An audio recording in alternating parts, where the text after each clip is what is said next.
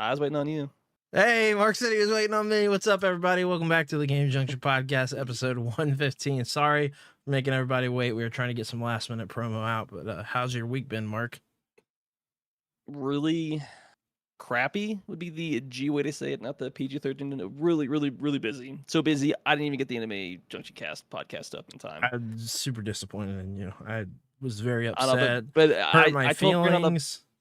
I told him on the positive side that well, he wanted to get back an episode ahead, so they're probably looking back an episode ahead. So that's the one at this point. downside of doing like a live podcast is that really can't be ahead. So it's like if something comes up, it sucks.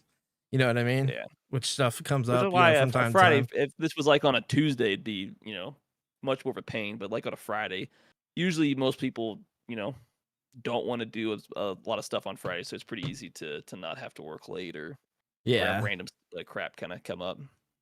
Yeah, for sure. It happens, just not that often. And shout out to Gamer Freak, said hey over there on the Twitch. Also got Paul Jean said hey guys, hi Mark, and over on the YouTube. Welcome. I meant to ask, how's it going over there? I know y'all got a lot of snow, and then you're getting a few more inches. What, this weekend? It's snowing right now. It's snowing like crazy right now. It hasn't snowed here in well, it snowed like 3 times in the past week, but that's what we're talking, like a 10-minute dusting, and that's it. Let's put it this way: it was so bad that got snowed in, could not get my car out, and I didn't want us coming to work anyway because it was just too bad. But I could not get out. I couldn't get out. I was trying for 15 minutes and I could not get out. And so I had worked from home all week. Yeah, I saw some of that stuff that my parents sent me. I was like, oh wow, like level 3 emergency. I'm like, if that snowed here, like they'd just be like, give yourself extra time to get to work. I'll see you when you get in. Yeah. Yeah. No, I mean, getting like 6 inches is not abnormal here. So. Yeah, it was crazy. We got a lot, but now what sucks is that the roads that obviously like parts like country and like in town is fine and stuff like that, but some roads don't get plowed or salted at all, and then it's just turned to straight ice. So yeah, like where I'm at, all the roads are just straight ice, and which sucks. We're getting snow on top of it again, so now it's just making it worse. Well, actually, that would be. If you got enough snow, like if you got a few inches, it'd probably be better because then you have some traction.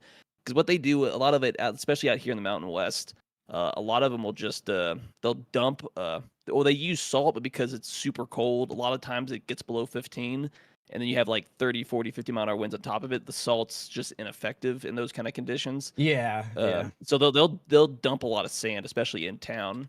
Which not necessarily for the eye, doesn't necessarily prevent ice, though sometimes it's so cold it doesn't really snow. And I know this has nothing to do with video games. I don't want to talk about this, but the sand will help with traction to some degree. So they use a lot of sand out here. Yeah, no, it makes sense. Like I even tried doing the whole cat litter trick and everything to get some traction there with the tires, and I couldn't do it. It just didn't work. So, but. I mean, I always keep a bag of that cheap cat litter for that reason every winter because I mean, usually it comes in handy, but I couldn't get out. So, but then the kid didn't have school the entire week. So obviously, I figured if you're getting like 4 or 5, 6 inches, it's pretty much shuts down that happened when we were kids, how that school is. They cancel school for everything. So like all the way to the end of the week was canceling and stuff. And I'm like, oh my God. And that was like right at the end of I assume y'all's holiday break. So it's just like whole extra week off of school. Yeah. And I'm like trying to work from home, kids home. This is impossible. This is not working out. Now you're on the other side of the snow day. We're like, this is great. Bugging your parents. And now you're like, oh. Yeah, I know. We loved it back then, but man, if you have to end up working from home, it'd be different if it was just like, you have to be on the job. So like there is no like remote work possible. That'd be a little bit different, but they're like, nope, you're working remote. So you got to get that stuff done. Back then it's like, you might go out and shovel, but it's like you get all the kids in the neighborhood's like, all right, we're going to go shoveling, or we're just going to play outside all day in the snow. So yeah, a lot of good memories with that. Obviously not to do with video games, but anyway, still talking about the week. Did you see the Snow Angel Challenge stuff? No, I did not know. Okay, so it was like, must have been a pretty centralized thing like here in Ohio, but essentially the challenge is you go outside. For guys, it's in your boxers. You go out, jump in, do a snow angel real quick in the snow, and then try to jump back in real quick. So recorded that. I didn't do it in my boxers because my daughter was the one recording me. So it still went out. It was still cold as hell. Went out and did that, and then she went out and did. I recorded her doing it. It was hilarious. Just really, really funny. I put it. It's on here. It's on Facebook. I shared it on the Game Junction page too, just because I thought it was so funny. But I shared it there and on my Brandon Hurles account on Facebook. So if you guys want to check that out, it's pretty hilarious. But yeah, over here acting like it's 15 degrees is cold. I'm thinking, well, get out of here! What are you talking about? Yeah, tell me when you've hopped in the snow. When's the last time you just laid in the snow and rolled in it? I don't have the clothing for that anymore, so bro. I don't do the it. Challenge is no clothes, so that's a challenge. Yeah, so why would I do it? I don't know. Like, if I did that, it was when funny, it actually though. It was something fun snow, with it's like daughter. okay, it's 4 inches of snow. I live in an apartment complex, so it's already a problem there. And then it's like, oh yeah, it's like 20-mile-an-hour wind, so you got like a wind chill that's like 5 degrees outside. You're gonna have to like freeze to death in like minutes. I don't know if you have kids, you do stupid things sometimes. Made her laugh, so I was like, I was worth it. Whatever, No, 15 is not bad, but you have to add like 30-mile-an-hour winds on top of that 15, so you have like -5 wind chill outside, Mr. Coffee. Yeah. Snow rules. Mark stop. 15 isn't bad. We also had wind chill, and the snow's cold, man. So just remember, it's not the heat that gets you. It's the humidity. I saw a meme like that. I couldn't stop myself. I saw a lot of memes where, I don't hear anybody complaining about when it's, 95 degrees out and, all that stuff. And I'm thinking, I would rather the heat than. I was about to say, I get both sides of it. I get both the 95 in the summer, though it's a dry heat, so it's durable. Yeah, you get that then dry I also heat. get like I get that negative, -10, -20 in like February. So but when you get that 95 humid heat, it's unbearable. That's when it's both. like I've experienced 90s, 100s in both in a dry and humid environment, and it's far worse when it's humid outside. Yeah, way worse when it's humid. Like it was 108 when we went to Arizona last year, but obviously it's dry heat, so it's just a different type of heat. Yeah, more tolerable. Harder to tell when you're dehydrated, but it's more tolerable on the outside. You're not just drenched in sweat. I was both like kind of surprised how hot it was, because it didn't. Well, it felt hot. It felt hot, but it was just like it's such a different heat than what I'm used to. You know what I mean? So it was just a way different thing. So then it gets down to 70. You're like, I'm cold. I need to put a sweatshirt on, even though it's like 70 degrees outside. No doubt.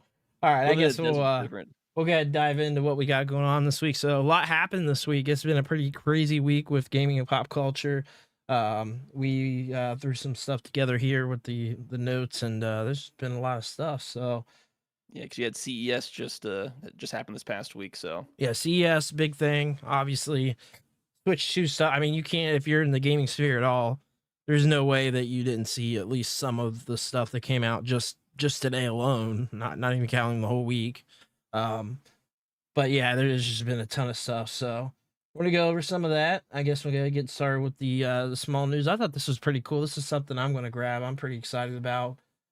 So 4 years later, so we knew about this for a while. I was kind of wondering. I thought it was just a scrapped project at this point, but the My Arcade's Super Retro Champ is coming out. So it's a I say portable. It's not like you can put it in your pocket, but it is a portable system that plays both Sega Genesis and Super Nintendo, and it has a built-in screen. So I'm like, that's really, really cool, because like, first of all, we both love Super Nintendo. I love Sega Genesis too, and I've got the EverDrive, so like that's perfect for me, because I can throw the EverDrives in there and play literally the entire catalogs for both those systems. There is already one of these out that plays just NES games, which I still haven't gotten yet. I need to get it. It's been on my list forever since it came out to grab, because it's like, that's, one of the better ways for me to play NES. I like having the the little portability if I want to lay down or something and play, or if I just want to have a little, don't want to mess with the CRT or whatever. It's a good way to play. So, I just have to say, just because you said it, and it immediately popped in my head. Was it Super Nintendo, Sega Genesis? When I was dead broke, I couldn't picture this. All right, Biggie, get out of here. Just R.I.P. You wish you had a rap career. That you said that and immediately popped in my head. I wonder too, like that went through their head making this, because it's like, you did a 2-in-1. They did it just an NES one of this, but then did a Super Nintendo and Sega Genesis one, which is really cool because like for the NES one, they could have did Master System too, do 2 8-bit consoles, the Sega and the Nintendo, and they didn't do that, unfortunately. But no, I think it's pretty cool. They're keeping it at a cheap price point. It was originally going to be, because it was only supposed to play Super Nintendo, if I remember correctly. Now they added on that it's going to play Sega Genesis as well. So it was supposed to be like 110, I think, but I think now they're targeting at 150, which I think it's very fair price in today's market. I think that's a super fair price for that. Have a portable unit like that plays 2 different systems. I think that's really, really cool.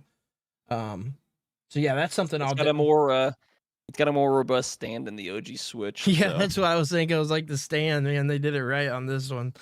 I don't know what Nintendo was thinking with that Switch stand, bro. I really don't. They obviously weren't thinking. No, they weren't. That's why they fixed it when you had the OLED model come out. You're like, an actual proper stand. Yeah, the one down still doesn't fix the problem with the charging port at the bottom, but yeah, I know. The one downfall I know with this, which was one reason I held off on the NES one, I'm still gonna grab it. But it uses software emulation for this, so it takes the ROM from your cartridge and then emulates it on the device. So it's not FPGA, it's not playing it directly from the cartridge. It's just taking that ROM and then running it through software and playing it. So you're not going to have like 1-to-1 accuracy. There might be like a little hiccup here or there in some games, things like that. Most people, 99% of people, won't care. If you're a weirdo like me, I do care about stuff like that, but I still plan on grabbing this. I mean, I still think it's cool, and I think the price point's a good price point for it. It makes sense. So, yeah, but I mean, I guess talking about the old Nintendo consoles. Well, we didn't get anything official as far as like what you can expect it to look like. Price tag, anything official other than that it's coming. In October of 2025, we're getting a Lego Game Boy collaboration coming. Yeah, I thought that was pretty cool. I mean, they've done the NES, they've done the Atari 2600. They've done. Yeah, you're probably looking like something like about Xbox 360. I would assume. Yeah, I'm guessing these are like the high end collectible ones. Like the NES one, I still didn't get. Like I still want it. It's just the price point was like, just couldn't justify the price point. Well, Legos are expensive. Lego's expensive brand, but for Game Boy, even if the price point's up there, I'll make an exception because Game Boy means a little bit more to me than the NES does. I love the NES. I actually had a Game Boy. I didn't have an NES growing up, so I love the NES. Don't get me wrong, but like the Game Boy, I feel like this is going to do something special, kind of like the NES did, where it had like the rolling TV thing and was playing Super Mario Brothers like on the TV and stuff like that. This is probably going to do something unique. To me, this appeals to me even more than the NES did.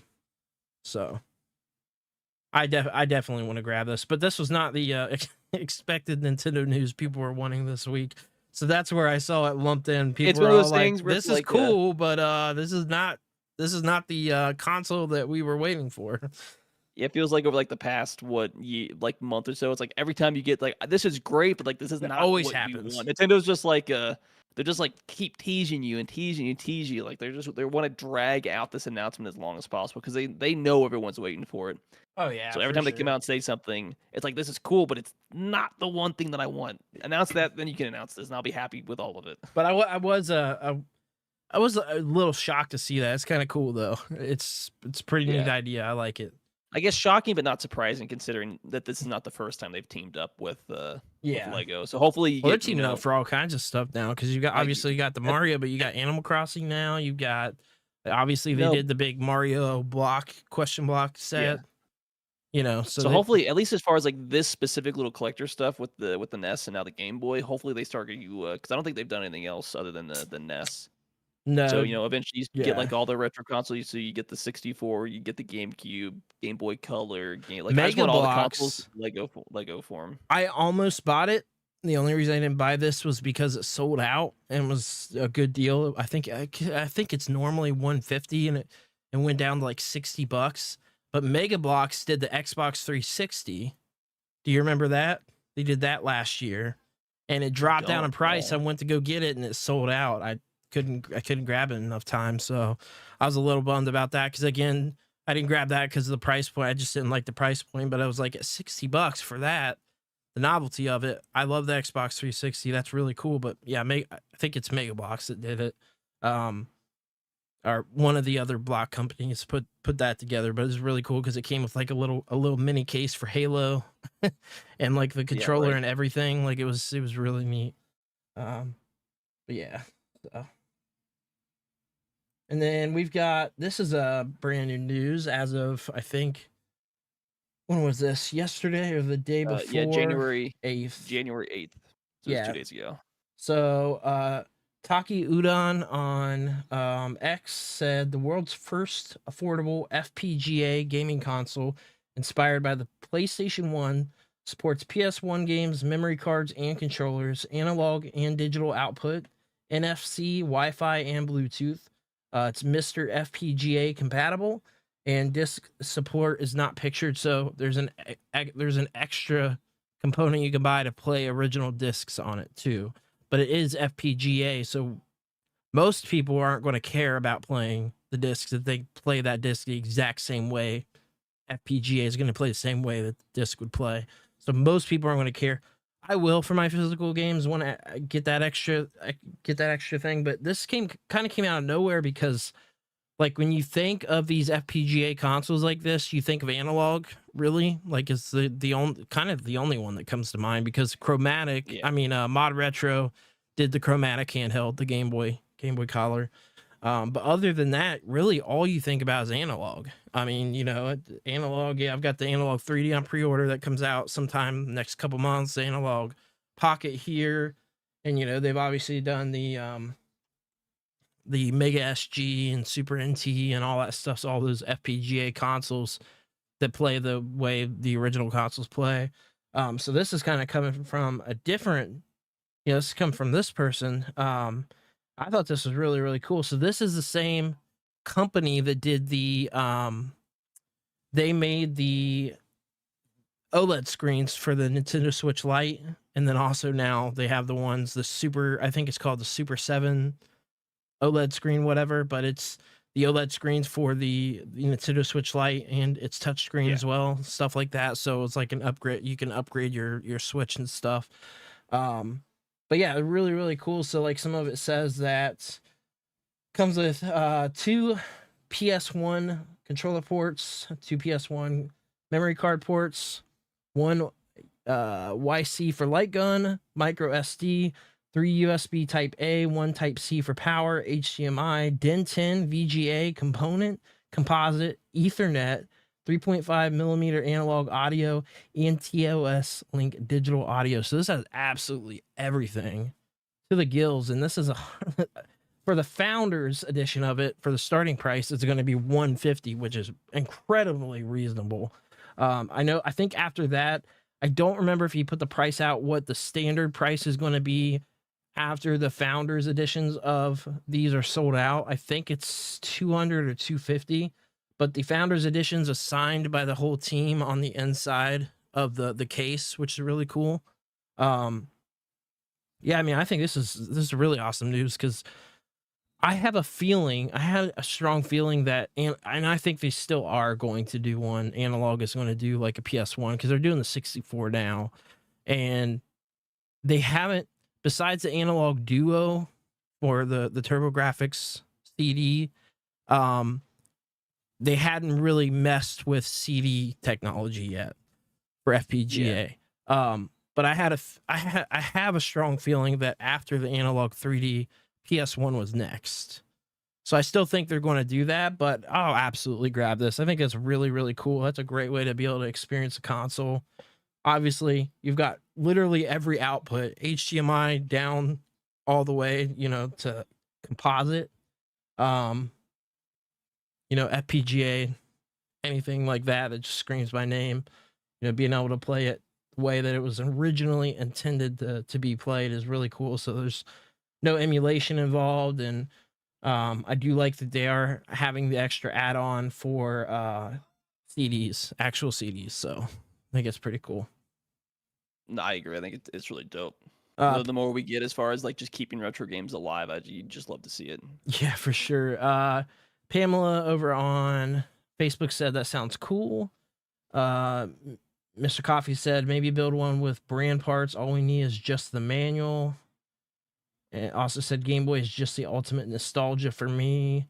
Johnny said, hey guys. Mr. Coffee said Game Boy Light is pretty good. Runs on less batteries and longer. Yeah, it's good stuff for sure. To be fair, back then you didn't care. You just wanted that backlight. Yeah, for sure. What do we got next? For the car rides. Yeah. Marvel Rivals. It's doing fantastic because, like, I guess it's like a two-parter. Obviously, the big thing is starting today, the 10th of January. Fantastic Four drops. Yeah. So that's four new characters to an already massive lineup of characters. Yeah. Which and they all, we were talking about before we went live, all these characters play so different. Yeah. So there's such a different way that you could play these games based on, it's not just like a reskin, but every character kind of plays the same and feels the same outside of one unique ability. They wholesale feel different, which I think just it's fun, but it adds like a new level of complexity, especially like if you were looking at this game competitively. How different characters play, they're so different. So it makes the mixing and matching better, as well as obviously there's certain bonuses by playing characters that are from the same universe or the same, I guess, sub IP. I still haven't even played every character yet because I've been playing it. I mean, we played it on stream, but I played it myself too quite a few times. Like if I have like 10 minutes or something, I'll boot up a game of that. Like it's just the quickest and easiest thing to boot up to play because the matches aren't long. I still haven't played every character yet, but every character I played plays so entirely differently. It's like trying to relearn the game with each character. So it's like, I think what so far the character for me with what I played, maybe the 10 characters I played with so far, is Squirrel Girl. I've just found that at first I was kind of making fun of it because I was like, why would you want to use a slingshot in the game like this? But actually, like what I do is I kind of stand in the back. I go as far as I possibly can away from everybody, and I just launch the acorns and kill a ton of people. She's definitely a distance player. Someone you don't want to be up front. She's not that melee. Yeah, I just like the feeling because it's swap it out. Obviously, I'm kind of biased. I like playing as the shark character. Oh, didn't know he existed until this game. Yeah, I like him too, but I can't figure him out. I still don't know how to throw people off the edge. That pisses me off so bad. By the way, that's his ultimate.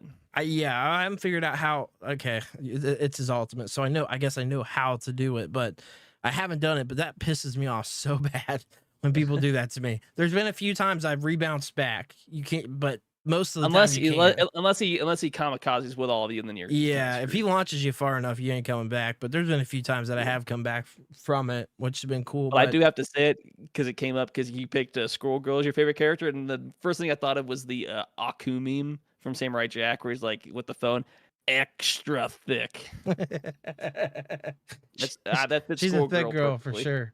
Yeah, no, there's this real. I hate microtransactions. I hate all that stuff. But there's this really cool Japanese outfit for Squirrel Girl that I've been like on the fence about because I'm like, I play this game enough. I kind of like it. It's cool. It's a old school Japanese skin for Squirrel Girl, and I'm kind of getting tired of the way she looks now. So I've been on the fence. I've thought about it, but it would cost me like over 50. You can't buy the exact amount that you need for that, which is annoying. You can't just like buy the exact amount. You've got to buy like a certain amount of tokens and then like buy a small amount of tokens to equal the tokens that you need. But that's the one thing obviously I don't like, but it's free to play, so like I can't complain about it. The game's fun. I mean, it's everything you could want from a game like this. And then because there was another article, but the numbers are already irrelevant. So as of 2 minutes ago, this game hit another, concurrent player peak record. As of 2 minutes ago, the game's hit 592,881 concurrent players just on Steam alone. Wow, that is crazy. Because as of right now, it's the second most popular game behind Counter-Strike 2, which is sitting at 601,000. I mean, to be fair, that game peaked at like 1.3 million in the last 24 hours. But I mean, Counter-Strike's like one of the most popular games that's out there, especially with the competitive. So this game is like breaking the doors off of records. It's like, crazy. Hey, AAA industry, this is how you make a game. And it's not that hard. And obviously, it's not just an English developer, so that's it's a Chinese developer, yeah. Yeah, so it's like half and half, right? Like it's a Chinese developer. Let's just say there's all 50 Concord players are really salty about this game. Yeah, I've seen a few people talking about that on YouTube and stuff like that. Can't say. But, to be fair, if Concord had just made this style of game, it would have been successful. But they didn't. There was a lot that went wrong with Concord, and like that's not to say that I didn't play it, so I can't say whether it was a good or bad game. But I'll make this claim and stand by it. This is probably the most successful Marvel IP since Endgame. I agree with that. I'll stand by it. It's just how long has it been since Marvel was like this? Well, what's crazy popular is the whole Fantastic Four thing, right? Is like a tie-in with the Fantastic Four movie stuff. So that's in the article, right? How many good Fantastic Four movies have we had? We've had 3 really bad movies. But my hope is that I hope that changes because they're great characters. It's a great story. Like the comics are good. Fantastic Four is a good team of characters, but it's just never serialized into a movie well. I don't know. I mean, you could. There is argument that 3 attempts isn't a lot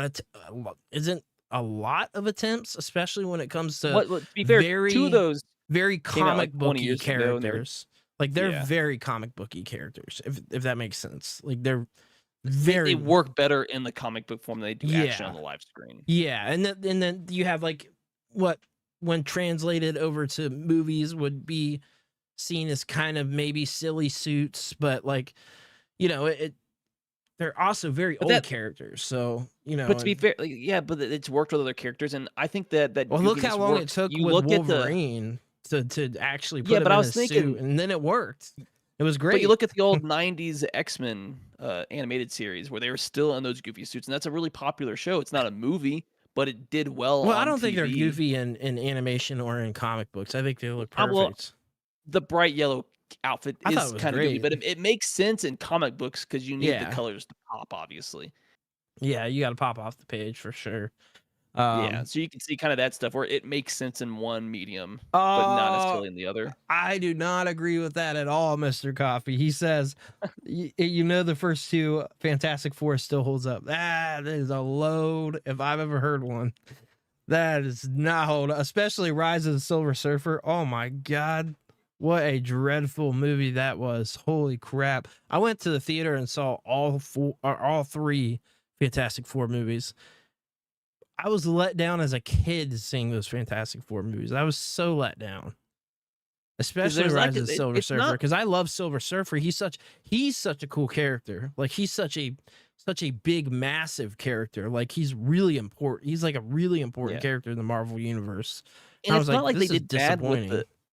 Like I get it's probably for some of a lot of these actors it was early on in their career, but it's not a bad lineup of Jessica Alba, man, like that was great. Like Ione Grufford, Jessica Alba, Chris Evans, and Michael Chiklis, or how do you say his name? Chris Evans, like, these are all really then reprises his role, as Captain America later in the MCU, and it's like, didn't he also reprise the same role in the Deadpool Wolverine movie?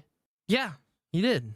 Yeah, I love the callback, and then obviously it's like, oh, he's gone. Like, oh, we don't have the budget to keep him any longer. But I do like he reprised that role. There's so much funny stuff with the Marvel movies, like predating MCU, because like obviously you had the Deadpool Wolverine fight in X-Men Origins Wolverine, which was funny because they later talk about that and stuff. It's not even the same Deadpool. It's not. What was Ryan Reynolds? That's the funny thing, though. It's the same actors, but in it's a not the terrible same. movie. Yeah, like there was a horrible but they're acting the same interpretation characters of, again. yeah. The fact that It was a the precursor really to what bad eventually became. interpretation of Deadpool, though, if you ask me, because that's nothing like They Deadpool. sewed his mouth shut. I know, which makes no sense, being that Deadpool's Deadpool. But yeah, then you had Blade and stuff. So with Ryan Reynolds with that, and you know, all that stuff. So I always thought that was kind of funny. As a nostalgia movie, it was like a 10 out of 10 for me for the Deadpool Wolverine, just the amount of nostalgia. Can you believe that Wesley Snipes is coming back, though, as Blade? I think that's pretty cool, because he's such a cool character, man. I like Wesley Snipes as an actor. He's done a lot of good he's movies. Great. Tax evasions or not, I'm sorry. It's a white collar crime. Nobody cares. It's a victimless crime. Who cares about the federal government?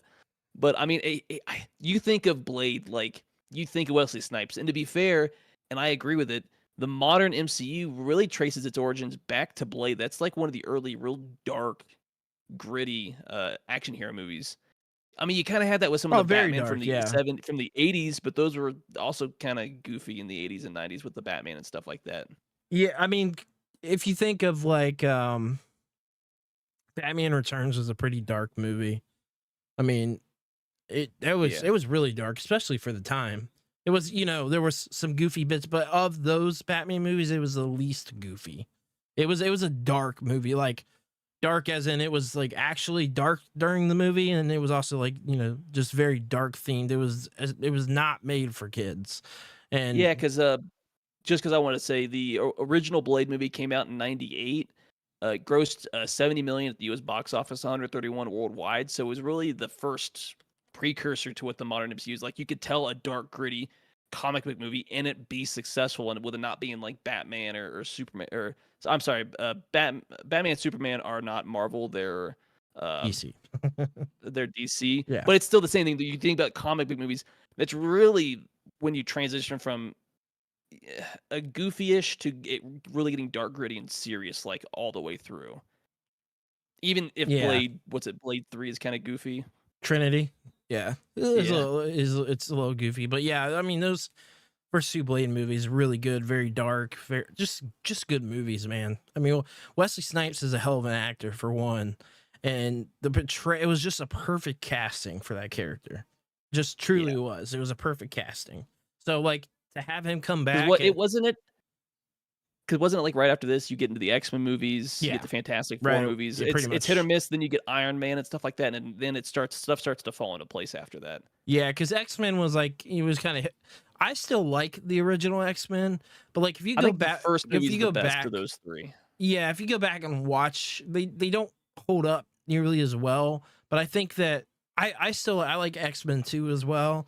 Again, it's not a great X3, movie. It's the problem. If you get rid of X3 or do that storyline better, because they've always struggled with that storyline in every movie they've done it in. Yeah. I don't necessarily hate most of the X-Men movies. It's really X3 and then the Wolverine Origins movies. They're really the only two terrible I'll tell you movies. what the worst X-Men, and I can't, it's so bad I can't even remember the title. It's the worst X-Men movie. I don't know how you can say Wolverine Origins isn't the worst X-Men movie. The two worst, sorry. Dark Phoenix and the new Mutants. The New Mutants, nobody even knows about that, and that was the last one to come out. It's the newest of the X-Men movies. Besides Deadpool, Dark Phoenix, because it's the same thing they did with X3, and they just didn't do it for whatever reason. That storyline with what's it, Jean is her name? They just can't do her well. They can't do that storyline well. The animated series was able to do it, but the actual movies, it's always done bad. But outside of those three movies, I think most of them are pretty well. Granted, Hugh Jackman really carries those movies, to be fair. He for sure carries. He's just a really good actor. Yeah, he is a really. Hey, shout out to Lucas for coming in here. Thanks for hanging out, man. We appreciate it. Mr. Coffee said, go back and rewatch him compared to Eternals and Shang-Chi. The FF movies are great comic. I mean, if you're comparing them to the Eternals, which was a god-awful, horrible Marvel thing that should have never happened. If you're comparing it to like those, I mean, like it's I've rewatched them. Like I've actually intentionally rewatched them and owned them. So like I'm not saying they're like the worst things in the world, because I like Fantastic Four. I like the property. I just don't think they were a great portrayal in movies No, for them. but I think I will say the 2015 Fantastic Four is just absolutely dreadful. There's no redeeming quality to that movie. I'll say this: if you're gonna measure it to other movies, you need to measure it to the movies that came out around the same time. Because you look at 3 years later, you had Iron Man in 2008, and it just blows it off the door as far as just a movie, not even a comic book movie. It's just so much better. Are you talking about Iron Man 1? You look at it when it came out around. Yeah, came out 2008. Yeah. I think even the original X-Men movie is better. And that came around before it, or X-Men came out way before Iron Man. X-Men came out in 2000.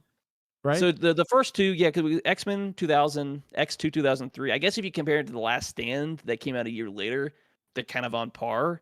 But if you can compare it to some of the other ones, it's kind of hit or miss. I think it's better than Last Stand. It's obviously better than Origins. That Last came out in Stand was the worst of the trilogy, if you will. But this is also a time period where comic book movies are still trying to find their footing, because Iron Man didn't come out to 2009. And then you have the MCU itself really starts taking off. That's really where they found their proper. Here we are going into these deep, dark rabbit holes again, which is fine. But this is what we do sometimes. If you think about it, Iron Man was not a big character. He was not one. He is now. You think about it now, and you wouldn't think that there would be no MCU without him, realistically. But Iron Man as a character, until that movie came out, Iron Man was not a big character. He wasn't. He didn't sell comics like that. He wasn't a big comic seller. You had like the animated Iron Man series that was super silly, where his suit was in a briefcase. You had like some other things for Iron Man that would, kind of nostalgic. But Iron Man itself as a character was not big. It was not a big character. So it was like kind of taking a chance. Like that felt like they're taking a chance with this character, because in the grand scheme of things, he wasn't a big character whatsoever. He truly wasn't. First movie did. I remember watching that as a kid in theaters, and that's like my legit first experience. Like he had some great arcs in comics, but like he was never a big character, and like Doomsday was always MCU did that character a lot of justice. It definitely did. I mean, it blew that character up. Became one of the biggest Marvel characters now, that one of the most recognizable, probably, period, now, if you think about it. I would say with Robert Downey Jr.'s Iron Man, I can't think of anyone that's more recognizable to like a kid or something now.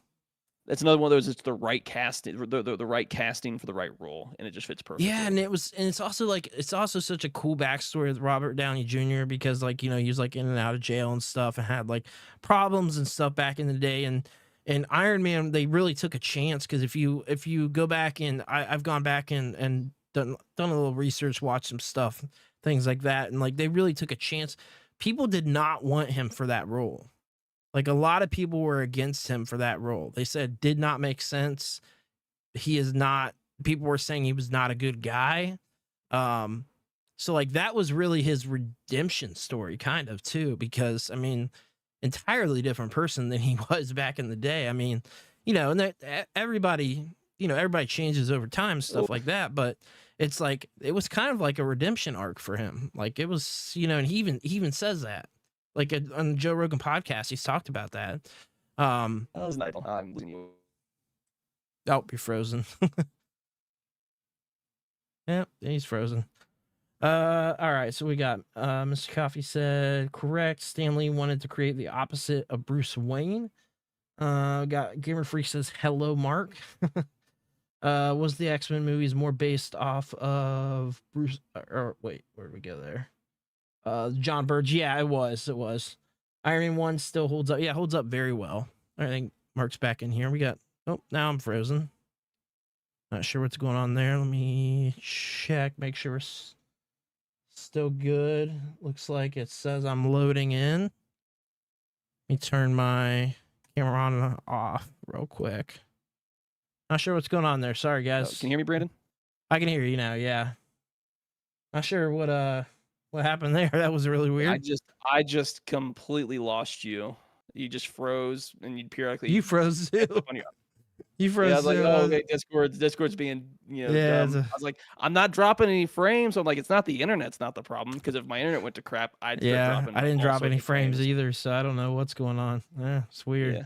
But yeah, just I guess catch up. Yeah, but Gamer Freak said, Blade Rules, Mr. Coffee, also Wesley, uh, is a legit black belt artist. Yeah, I yeah, didn't know that. yeah. He's in the Slave martial the Mind arts. was saying, "Hey, Gamer Freak. I'm redeeming nothing.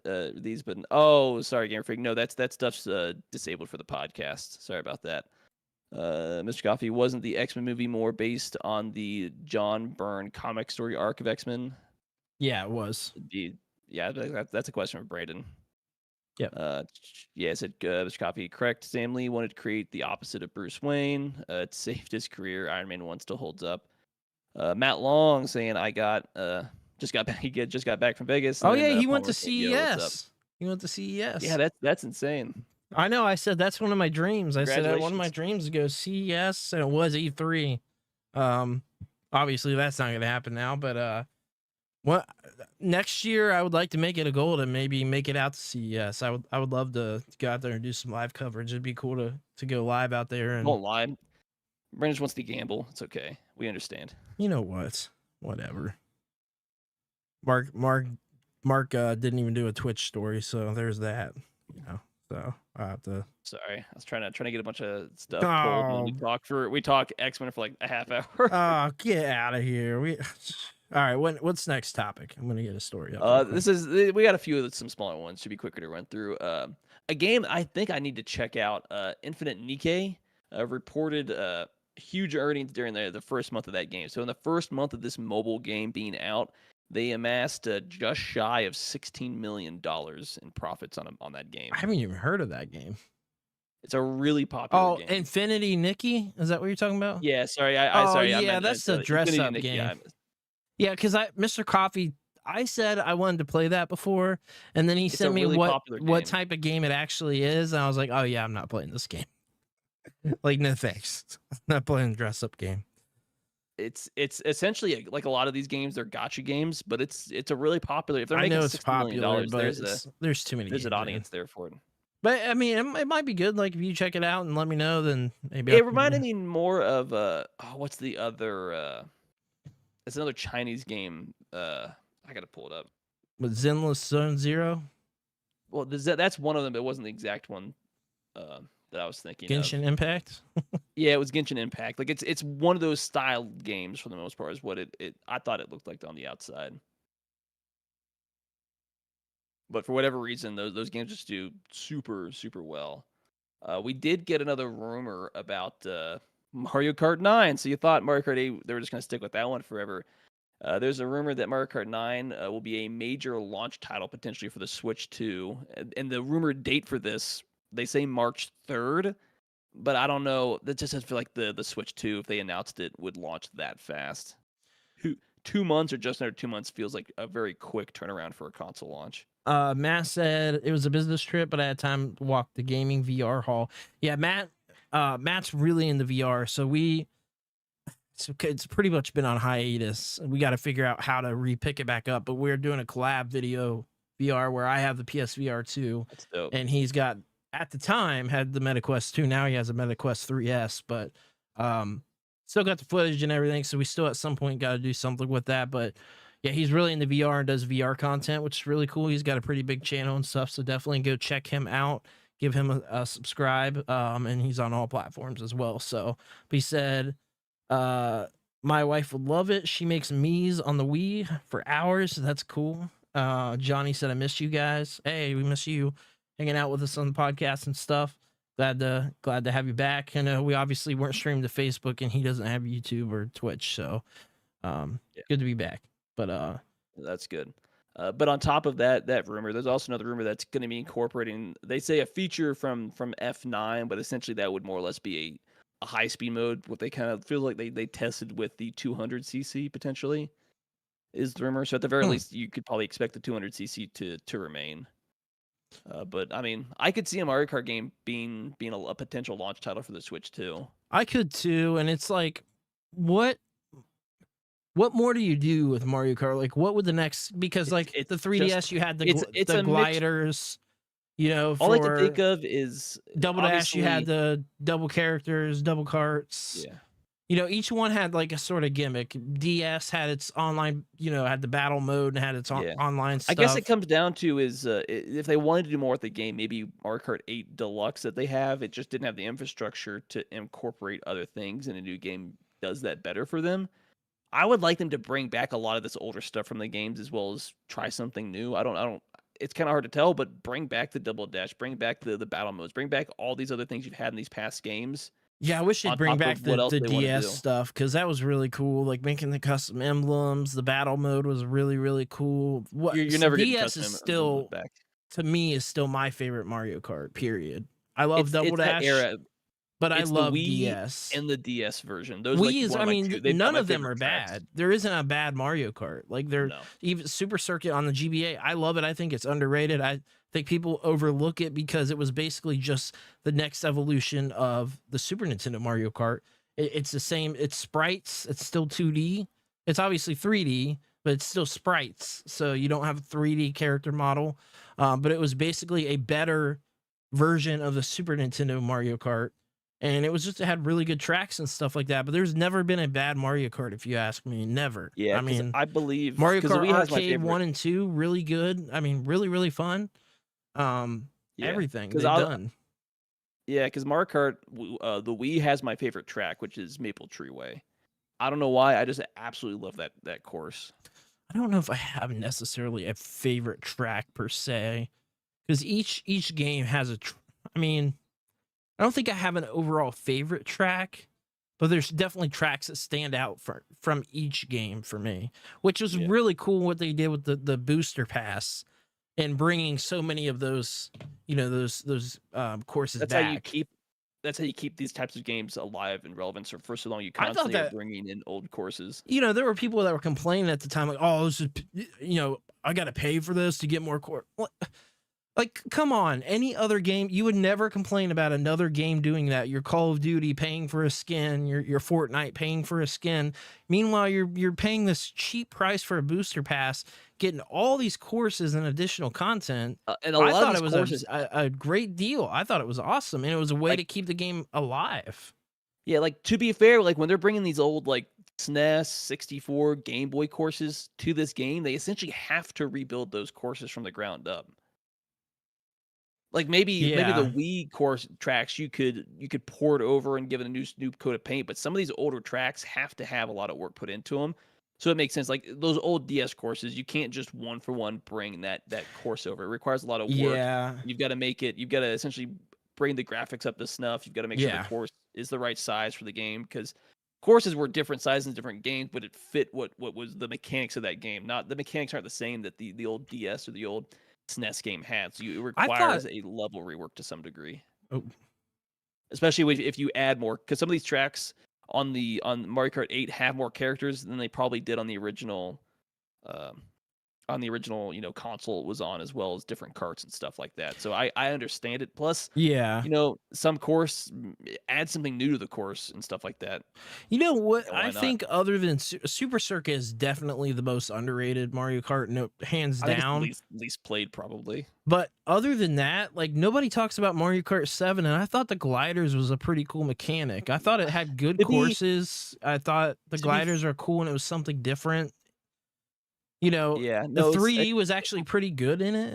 It was pretty Mario good Kart 3D. 8 feels like Mario Kart 7, just better. I To mean, be that's fair. fair, Mario Kart 8 is better. I would say is better than 7, but I thought 7 was good and it held its own as well, especially for the time. And I thought, first of all, you had the gimmick of 3D, and the 3D in it was good. It was good 3D. If you wanted to play the 3D off, it had the glider mechanic. It was a pretty good game. It had good courses. yeah, and then I was right. So the Mario Kart Super Circuit has sold it's the least sold game at 5.9 million copies sold. What's it? Mario Kart Double Dash had the 6.8 and stuff like that. And then they technically have Mario Kart 8 for the Wii U is the next least popular one, but Mario Kart 8 Deluxe for the Switch is sitting at just shy of 63 million sales. That's wild. Matt said, I like playing Shy Guy on the DS version. I do too. I like playing Shy Guy and Yoshi. Those are my characters for Mario Kart DS. So my favorite track and Baby Kart on Double Dash. My family had Baby Kart tournaments. Yeah, I thought the babies were cool characters. I always played them too. I thought it was pretty neat. Mark is the Mario Kart master. I don't know about that. If you do want something funny though, the estimated US dollar revenue of the entire Mario Kart IP is sitting at a little over just over $10 billion. I don't believe you, Mark. I'm just saying. It's sitting at 180. It's sitting at just shy. It's sitting right at 184.4 million copies sold across the board for every Mario Kart game. Lies. Which includes home circuit. To be fair. Lies.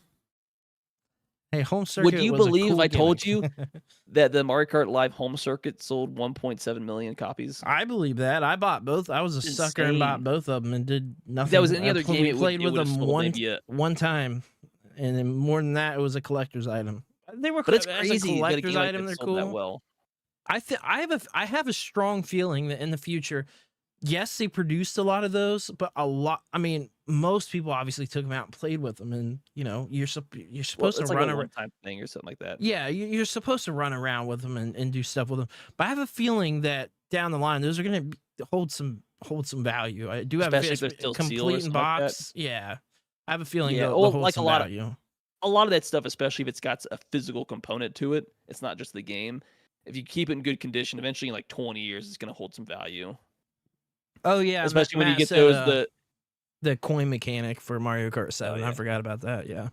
No, but I was just gonna say, like, especially once you get down the line, the kids that grew up playing, say, Mario Kart 8 or the home circuit, and they want to come back and they get nostalgia. That's when the price for some of the stuff is gonna go up. I mean, it was a really neat idea, and it came out at a perfect time. It couldn't have come out at a better time, during COVID. I mean, it was the right time, just technologically. It was like the right time for it to come out. Yeah, for sure. And they finally had the technology, not the affordability with the technology. It came out at the right time. Like this came out around the Wii era. It'd been far more gimmicky and far more expensive, probably. Yeah, for sure. All right, what do we got next? There's another quick one. Just because I know we played it and I have it. The Lollipop Chainsaw Repop has what is this? Just broke $200,000 in sales. Which for a remake of a not super popular IP, it's doing pretty decent. I'm pretty sure with that they've made their money back. 200,000 sales. Yeah, that's not too bad because I went through limited run games, so that's pretty good. No, not in dollars. It's 200,000 sales of the copy. I knew what you meant because I was gonna say 200,000. I'm like, whoa, what? They didn't make nothing. No, yeah. So if I don't know what's the game like, $50, $60 and stuff like that. You can tell they made plus the quite collector's a bit of money. edition. You count that in too with sales for that, which a lot of people got. A lot of people got that collector's. Yeah, that's cool, man. So this gets it proves there's still maybe not a massive popular game, but people do want to go back and play those older games. With I want to pick this up really bad, but I still have not gotten an answer from anybody on whether it's been patched up because it launched very poorly. Like the game was unplayable. When I played it, it was dropping down to like a sub 10 frames at points. Like there's footage out there. That when I played the game. It may have had a day one patch. You may have got a patch when you played it. I don't know. I played it like a month or two after because I was waiting for my physical. So yeah, it had to have been patched in by that. I mean, like a lot of those older games, you periodically have dips in performance, but largely I didn't have any problem with the game. Don't quote me on this, but I'm pretty sure that Lollipop Chainsaw on the PS3 360 or at least 360 ran at a straight 60 frames per second. Yeah. So, and then I don't know how much has been done behind the scenes. To be fair, this is probably more of a port than a native to this console and stuff like that. So you're not dealing with the same hardware this game was. Well, this isn't a port. This is a straight remaster, isn't it? I'm not sure. But you're still dealing with the character models. You're still, and I don't know the technology, but you're still dealing with a game that was coded for a different era of hardware, and you're making it try to work on newer hardware. So just by default, you're going to run into issues. If this game was built from the ground up for like the PS4, PS5, it should run fine. But you're dealing with a game that was designed for wholesale different hardware, and they didn't rebuild the game. They So took this, what was already there according and to this patched it up. article, they're saying this lies somewhere between a remaster and a remake because they did it from because they it did it still from the largely ground looks up. and feels. Yeah, that you can still tell it's a game that was made 10, 15 years ago or Yeah. like 10 years ago and brought over. It's because it was rebuilt from the ground up. It would look and play not exactly the same like it did. Like it feels like I'm playing like a 360 era game. Yeah. Well, we did get a really cool announcement today. House of Dead 2 is getting a remake, which is really freaking cool, man. I'm really excited about this. I retweeted this earlier today. I was like, this is the announcement I wanted to see today because this IP does not get enough love. Yes, we got. I've never heard about it before today, so. You never played it in the arcades? We never had arcades growing up for the most part. Pumpkin so show? I never It was did. every pumpkin show, the fair. I never played arcades there. Oh my god, that was the first thing I did. I spent like most of my time there. I played and beat Time Crisis 1 and 2 in the arcade. To be fair, March, when we were growing up, arcades were seen as like a Chuck a E. dead and dying Cheese, thing. Magic Mountain. None of the? Are you Oh, serious? for Magic Mountain, but you're playing games for those little tickets to get prizes. Yeah, but there were still arcade games. I grew up playing arcade Yeah, games. like you my play like entire the childhood. you play like the Mario one, or you play like the Even CC's the- Pizza back in the day had the Mario Kart arcade game and had the Jurassic Park shooting game. I can't remember what that one was called specifically, but also had. Do you remember Carnival? Do you remember that arcade No. game? It was a carnival, evil like clowns. yeah, sorry. The other one I was thinking of, it was the arcade version of Hydro Thunder that I used to play on the 64. Oh yeah, that They was had the very arcade fun. version of that. Did you But know that was more of a I have this game, I want to play it on the arcade. Did you know that they have? Because I played it. I've actually played it. I went to a really cool arcade last year in Arizona. That they made an arcade version of Crazy Taxi, the stand-up arcade unit of Crazy Taxi. Yeah, I did. Yeah, I knew about that. Yeah, it's Never crazy. played it, but I knew it existed. Really, really cool. Here's another thing, because I don't know how many people played Hydro Thunder back on the day. Dude, so good.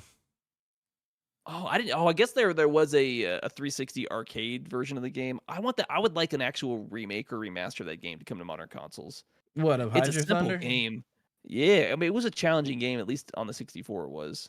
Yeah, you know what was that, really that cool game was about like prime childhood.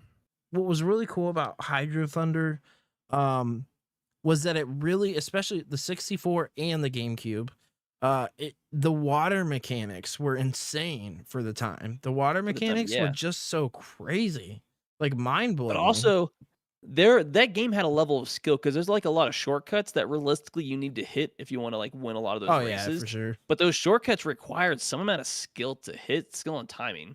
Like it was that that game still required a decent amount of skill to win and beat and stuff like that. Because they're also like, it was back in there where they have like hidden courses, so you'd have to do so well to unlock hidden tracks, which was like the fun of it, finding those like hidden unlocking the content and stuff like that. It's not just given to you. You have to like do well at the game to get these unique courses, but those courses are very, very difficult. Well, I just want to say, I truly appreciate everybody watching. We are at our peak number that we've ever had, at 179 people. So thank you all so much for, never thought the restream stuff before didn't do so well, but it seems like maybe, it's come back around and stuff like that. So we appreciate everybody watching. I did just want to shout everybody out because it helps out a lot. All that watch time means a lot to these platforms. So we really appreciate it. Matt Wong said, I played the Crazy Taxi arcade version. Mr. Coffee said, I miss arcade style on-rail shooters with a light gun. It's not the same using a controller. I agree. I have my brother. So my brother lived in Australia. He met a woman a few years ago. He was in the military. And then when he finished up his time at the military, he met a woman online in Australia. And so he ended up moving there for a few years. He sent me back this crazy light gun that works for the Sega Saturn and works for the PS1. It has a cord for both. It's so cool, and it's nicely made. Just some no brand that I've heard of before, but really, really cool. So like I have like I have a Dreamcast light gun. I've got obviously the NES Zapper. I've got the Zapper for the Atari XE. I've got the Zapper for the Sega Master System. So I love my light gun games. I think they're a lot of fun, especially you play stuff like Time Crisis, especially Time Crisis 2, man, I just think is a classic. And then House of the Dead 1 and 2 are just absolute classics, if you ask me. But like, there were so many good light gun games on the Wii that people don't talk about. Both of the Resident Evil games for the Wii, they're both on rail light gun games. They're really, really, really good. Then obviously you had like it was almost like a demo game, but it was still a game like Link's Crossbow Training that came with the Wii Zapper. Yeah. That was fun too. You know, for the time, really, really fun. Yeah, I would agree. We got some interesting news, and I thought this was really, really interesting. And you asked people 10, 15 years ago, they'd say this has a 0% chance. It would never happen. It's being rumored that both the Master Chief Collection and Microsoft Flight Simulator 24 are reportedly in the works to come to the PS5 and the Switch 2 sometime in 2025. Wow. All right. Which, if that's like, you're talking Flight Simulator, that's one thing, but Halo coming to both a Nintendo and a Sony console. So if that's true, that would be insane. Halo was supposed to come to the DS back in the day. I don't know if you know about that. It also came to the Atari 2600. It's called Halo 2600. It's a rare, expensive. It's like an unofficial official game. If that makes any sense at all. But no, it will be crazy. But I think it makes sense now. Like I do. I think we're going to talk later about one of our big news. So maybe it might not make as much sense as it could, depending on where Xbox is going, which we'll be talking about a little bit later. But it doesn't surprise me at all. You know, I mean, I love Xbox as a brand, but they haven't dug their heels into the console. Like, they just have not. It just feels like they don't care anymore. Yeah, they don't. It doesn't feel like they love their hardware like that. Like, it doesn't feel like they've been essentially. It almost feels like a Sega situation where it's like, we love our IPs, but we don't care about hardware. I mean, because this is what the second generation they've lost to to Sony. I mean, yeah, the Xbox One. I'm pretty sure they've also lost to the Switch. Like, how well the Switch is selling, they've lost. So they with this current generation, they're pretty much sitting in third of three. Yeah, it's crazy, between Sony and Nintendo. Because Nintendo is pretty much on pace to the Switch to be the best selling console of all time. I think until Sony comes out with another 50,000 console sales out of their butt. Yeah, I think that Nintendo competes with nobody, if you ask me. Like, I feel like they're going to be the only one that keeps physical media alive. I mean, like, the PS6 is not going to. Let's be fair.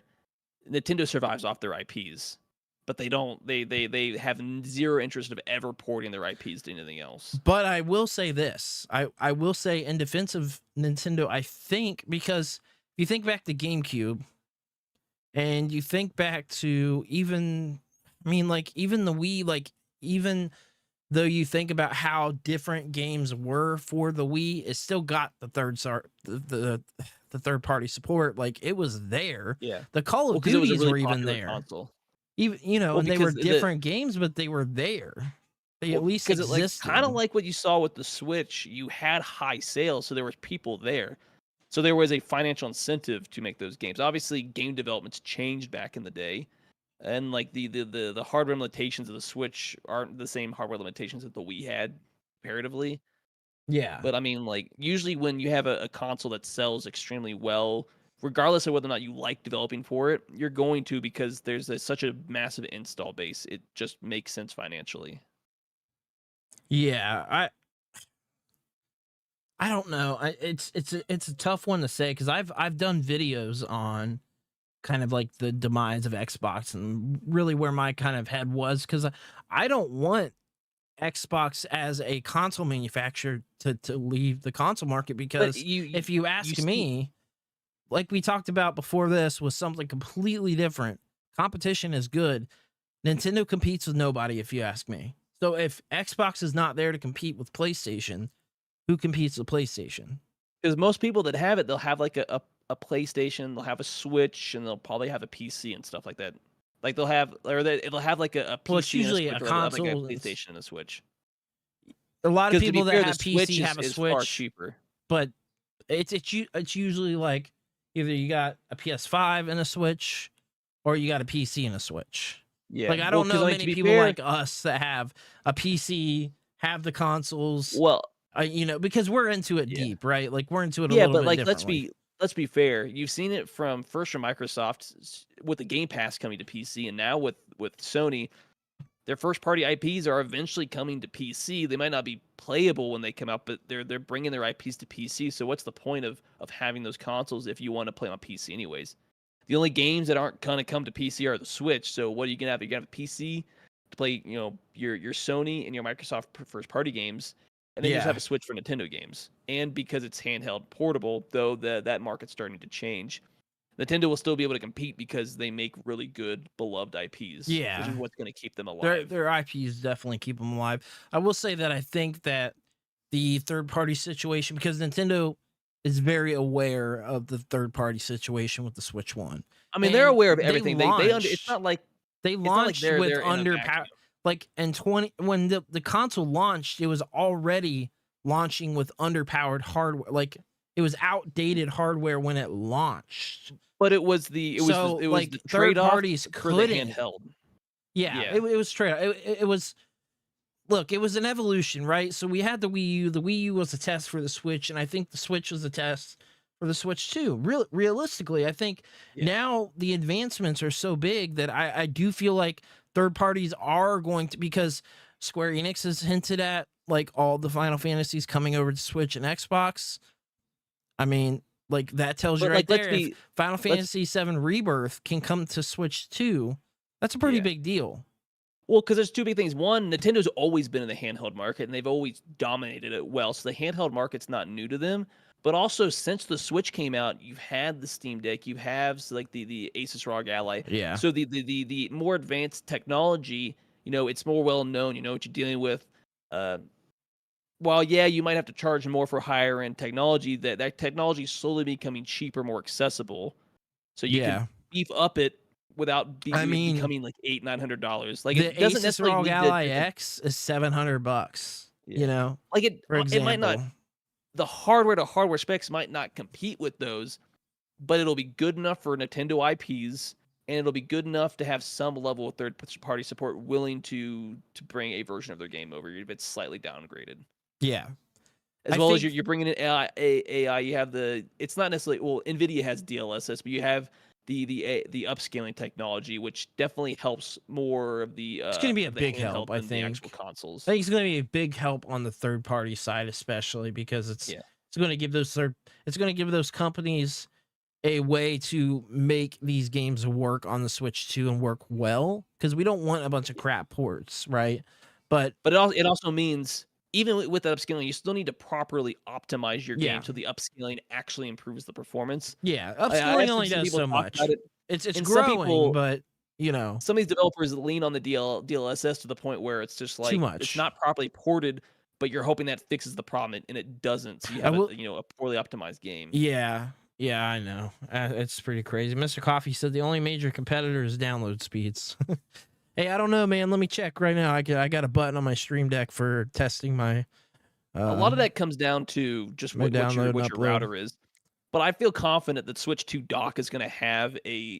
It has to. OLED. Yeah, I mean, it's got to. I think it has to, because you're going to be running. I think they're going to lean more into the my download is 910, my upload is 920, so pretty good.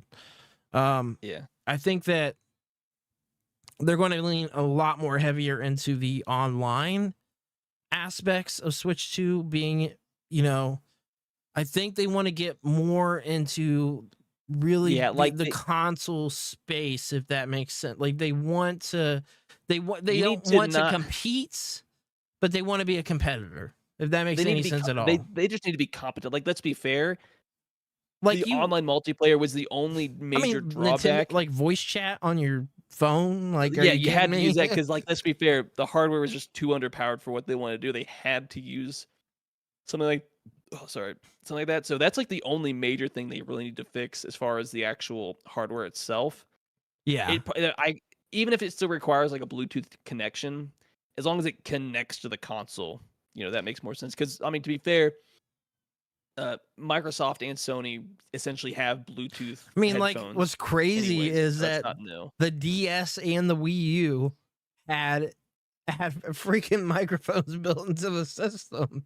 I mean, You know to what I be mean? fair, Like, they I were was like chatting. low quality microphones. They were really low yeah. quality, but I was chatting on Metroid Prime Hunters on my D. I eventually bought the little headset. I've still got it now, sealed, just as a memento, I guess. But the one-sided headset, DS chat headset I had, I also use it for Wii because they made a Wii variant of it. It's the same exact thing, just Wii packaging. But then they did the Wii. It was like a Wii. I forget what they called it, but it was for Animal Crossing City Folk specifically, but it worked for other games too, where it was just this technology is stupid because when you think about the reverb coming back from your TV, but basically is a microphone that you set next to your TV to talk to your friends in Animal Crossing City Folk, but you're getting all that feedback from your TV's noise, so it was just a bunch of echoing over and over and over. It was really bad. It was rough. Yeah. I still have one of those, just to have it. But Matt Long said I got my wife a Stream Deck for Christmas. Yeah, I won this in a giveaway, the Stream Deck XL, and I have not had the chance to set everything up on it yet, but it's going to end up being an absolute game changer for streaming and the podcast. So I've got a few things on it now. But it's going to be even editing. Like there's editing tools that you can map for each screen for editing. So it's really, really cool. Just want to give a quick little shout out for the Prime games for January. So as of right now, if you've got Prime, Eastern Exorcist and The Bridge are on the Epic's Game Store. BioShock 2 Remastered, you can get the GOG code for that. Spiritmancer, Amazon Games app, and Skydrift Infinity is on the Epic Games Store. So you can get those games now if you've got Prime Gaming. Just want to give that a quick little shout out. Yeah, I'm always down for free games. Yeah, most people have Amazon Prime, so yeah, why not claim? I claim every one of them. Always have. It's free game. Why not? Yeah. Why not? Unless it's on Epic Game Store, then we don't touch that. I still claim those. Steam all the way. Unfortunately, like the only one that's like major BioShock I already have on Steam, so I bought that years ago. Yeah. All right, what do we got next, Mark? As I'm going to share this back out here. We've got some Pocket TCG news. The biggest game that we've been playing on our mobile phones. So Pocket Pokemon TCG Pocket has generated over $400 million in revenue since it released 2 months ago, which is insane. That is so. wild. The game is insanely popular, and if you watch people, especially some PokeTubers, there are people that drop several $100s on this game to open packs to like get every single card and stuff like that. As well as there's a lot of people that stream them just playing the Pokemon card, the actual competitive version of this game. Yeah. Which is like a simplified version of the actual card game, but it's probably the first time a lot of people have actually played the trading card game to any degree, really. Yeah, and it's like a simplified version, but like not like stupidly simplified. Like, you know what I mean? It works for like quick bursts. It's a mobile game, so like people want to play it on their breaks and like play, because you can actually there's a desktop and a mobile app for their actual mobile version of it, where when you open packs you have like a QR code to open packs within the game. You can play that as well, but this feels like probably for a lot of people a real entry point to the actual trading card game, probably since the OG trading card game on the Game Boy, really. Because let's be fair, a lot of people that might actually buy the physical cards probably don't play the game like me. You just buy them to collect them. Yeah, Put them in, try to see what you have and stuff like that. And if you've got extras, you either get rid of them or trade them or something like that. But a lot of people don't. I mean, I barely even play. Don't actually play the game. I barely even play the game on TCG Pocket. I've played through most of the, like I try to do all the events that pop up to get those cards and stuff. But playing against real people, I probably played like 10 times against real people. I've gone through and played all. I think I'm around 20, 25 or something like that. It's not a whole lot. Yeah, I don't have a lot. I'm more into it just for the collecting factor. I just think it's fun to pull the cards, see what you get every day. But it's insane. Like this game is already, probably paid for itself, 100 times over. Oh, for like this game, sure. At this rate, even if it starts to wean back a little bit, this game wouldn't surprise me if it breaks $1 billion in its first year. I mean, running. And you got to think how big the gotcha mechanic is, right? And the it's world, on top of the gotcha and Pokemon. It's just a really, really people are IP. spending money on this game. They're spending loads of money on this game. Like just the genetic Apex, just in the base set, it's like 226 cards for the base set alone. Like they're as big as actual card sets, pretty much. Maybe not like reverse hollows and stuff like that, but just the base cards. If you wanted to fully complete an actual deck in these games, you almost certainly have to spend real world money on this game. Yeah, for sure. I think it's really cool. I've enjoyed it. I didn't think I'd enjoy it as much as I have. But I wasn't expecting much because they already had a Pokemon trading card game app. And people were like, why are they making a new one? Like, what's the point? But I get it. It's a more simplified, easier gotcha version of that game. The other one, you had to scan the cards from physical all packs. It is it's just a pure, you're just there to play the game competitively against other people. That's all that app and game is for, is a digital version of the trading card game. That's it. You're playing against other people. Yeah. This one actually has you opening cards. Which for competitive players is money cool, to get those. Yeah. Also, because there's been rumors around, a Mass Effect TV series, or I'm pretty sure they've already kind of talked about it being in the works. The voice actress for the female shepherd, Jennifer Hale, has come out essentially wanting to play the role of female shepherd in the actual series. It's essentially come out. Blah. Or essentially, she wants like a lot of the original cast that voice act a lot of these characters to essentially be in the TV series. Where if you're a fan of the games and you want to hear the same voices from the games, this would be like a kind of like a no-brainer. Though, would they actually pull the trigger on this? I don't think they would, outside of probably like some of the leads. But it would be neat to bring back all the OG voice actors for the trilogy and essentially cast them for the role that they played. Yeah. Yeah, it would be I don't know how I feel about it exactly. I'm not sure how to feel. Like Mass Effect 3 rubbed me wrong there at the end. Mass Effect Andromeda was a joke. Yeah, but if you look at the original trilogy, we still don't know what they're going to do, but we do know Amazon and MGM Studios. Well, Amazon owns MGM Studios, but MGM Studios is the actual studio essentially working on this project. Yeah. I mean, we've seen it before. This is either going to do really well or it's going to absolutely bomb. You've seen it recently. When it's done well, these shows do amazing. But if it doesn't live up to the core audience of the IP, it's just going to absolutely tank. Yeah. Yeah, I'd be interested to see what it does. I mean, it seems to be there for a while. Video game movies and adaptations had a real good run. Now there's been there's been a few misses and stuff like that. Like there's been a few like hits. Mid movies. Like for instance, like Uncharted, not a bad movie, but not like a great movie either. It was fine adaptation for what it was, but like considering for what the games are, they're heavy story driven, and it's a video game, so there's it takes like 20-30 hours. A TV series fits far better than a movie for a lot of these games, especially the story heavy ones. Because let's be fair, if you want to do any justice to the characters and the story, you need more than 2 hours to tell any decent story. Yeah, I mean, like Last of Us did the TV show, right? Very successful. So I mean, I feel like they're like, okay, this did really well. What else can we grab from? And Mass Effect could do well. Like, the whole space thing. It's popular enough that like it would make sense for that to work. Like Star Wars is garbage right now, if you ask me. So bring in Mass Effect, make it good, make it like a big old franchise, and you just need to do it writing. right. That's the one thing that's up in the air, and you get a lot of hit or miss with Hollywood as far as the writing goes. Yeah, no doubt. You definitely do. Patrick said the last handheld I owned was the Atari Lynx. Wish it had better battery life. The games are cool. I've got an Atari Lynx. It's over here. I I've got the adapter for my analog pocket. Right now I've got the Turbo EverDrive Pro in there with the adapter in my analog pocket, but I have the Atari Lynx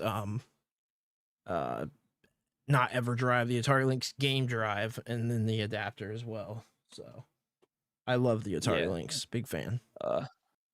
For another game that's coming out next year, Borderlands 4, we've gotten essentially two things that they've told us. In the midnight sea. What's becoming the smaller of the me? Oh my god, I'm gonna smack you. The smaller of the two things. This is from the lead writer Sam Winker. Essentially, he says there's a decrease in toilet humor from Borderlands 3 to Borderlands 4. You say Sam Tinker? Sam Winkler. I didn't say Tinker. There's no T in his name. There's his last name. Winkler might be worse than Tinker. To be fair, I'll say this. To be fair, if you play these games, the problem with Borderlands 3 is it felt like they were forcing jokes just all over the place. Like they were getting paid by the number of jokes they're writing. Because if you play Borderlands 2, the jokes are there, the toilet humor is there, but it's far more naturally written in, and it's not like constantly in your face. There's room to breathe between some of the jokes and the humor in that game. Yeah, it's a huge problem for Borderlands 4. But the other one that was also confirmed is, and I feel like this is like the only game that's still doing it. They did confirm you're still getting split screen co-op for Borderlands 4. I mean, that's good. Essentially a staple of the series from the original game. Yeah, for sure. I mean, most people probably aren't going to play this game on couch co-op, but the fact that it's there, people will use it. But it's like an impossible thing for them to implement. It takes me back to the time of you coming over. My first time playing Borderlands, you came over to my apartment, brought over your PS4, and played Borderlands, and then you left, and you just left in the middle of the night. Like, what? I thought you were staying. But no, I remember that was my kind of introduction to the series, and played it then. And I mean, love 1 and 2. Have loved 1 and 2 ever since. I always say I think the combat for 3 is the best. I just think it's the story that's weak. But I think like if you go in just to play for gameplay, 3, you can't go wrong with 3 for gameplay. I mean, the story it's not, and again, Borderlands 3, the story is not there's horrible either. It's not like I can't play this type level of stuff, but it's not good. The villains, and it's the especially the way the game ends. Wasn't the biggest fan of, but it's really the worst part was the villains. It's patchy as far as the writing goes. It's patchy between good and bad and stuff like that. Yeah, I will say this, and I haven't even picked it up yet. I plan on getting on PS5 at some point physically to play, because I need to play it, but I haven't played Tiny Tina yet, so I can't really speak on that. But I've heard I've heard good things, and I've heard kind of mixed things. I haven't really heard bad things per se. I've just heard that I've heard that it's a fine game, basically overall. Yeah. Like I've heard it's a good game. Like it kind of takes a lot of the stuff from Borderlands 2 and sort of the combat stuff like that. We just need better writing than what New Tales gave us, because that was terrible. Yeah, but we do have an announcement date for the Xbox Developer Direct. That's going to be coming January 23rd. Don't know how what close day that is, of the week of that is that? Because I was going to ask if you'd want to cover that. That is a Thursday. It's a Thursday. What time is it?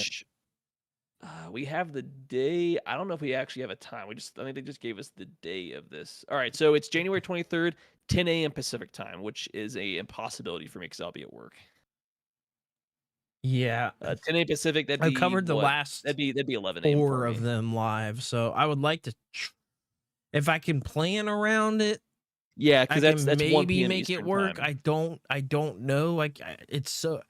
I can't know until it's a little bit closer, but I would like to cover it live. I think it'd be cool. Yeah. I've covered the last ones live. I was blown away by the last event because we got a whole timeline map of all the stuff that Xbox had planned. So I imagine. Here's what I think. I think that we see something hardware related. I'm not saying we're seeing the successor to the Series X, but I think that we see something hardware related, as in the Xbox handheld. I have a feeling if it's going to come out this year, you'd hear it probably around this time period. The only games that are confirmed for this is Clair Obscur, Expedition 33, Doom: The Dark Ages and South of Midnight. Those are I'm the only so confirmed excited for games Doom. that will be getting information. Those. So Yeah, by excited far for Doom Doom. is the most popular. But it's like just under 2 weeks, so not next week, but the week after, we'll definitely be talking about this direct. I mean, maybe next week we'll talk about the Nintendo Direct. That'd be great. They drop something on a Monday, say, hey, this is Tuesday or something.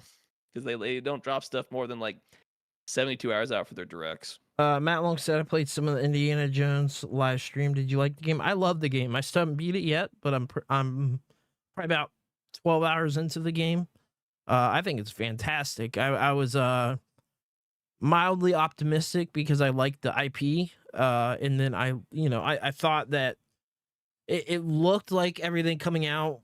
It looked like it was going to be good. We were just like we're cautiously optimistic. At times we're even maybe pessimistic with games because we crapped on Marvel Rivals. We crapped on a lot of stuff, right? Like let's be honest here, and I'll continue to crap on stuff.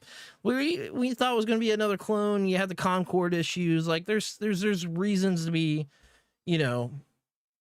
weary of things coming out. But no, Indiana Jones is fantastic. I think it's great. I really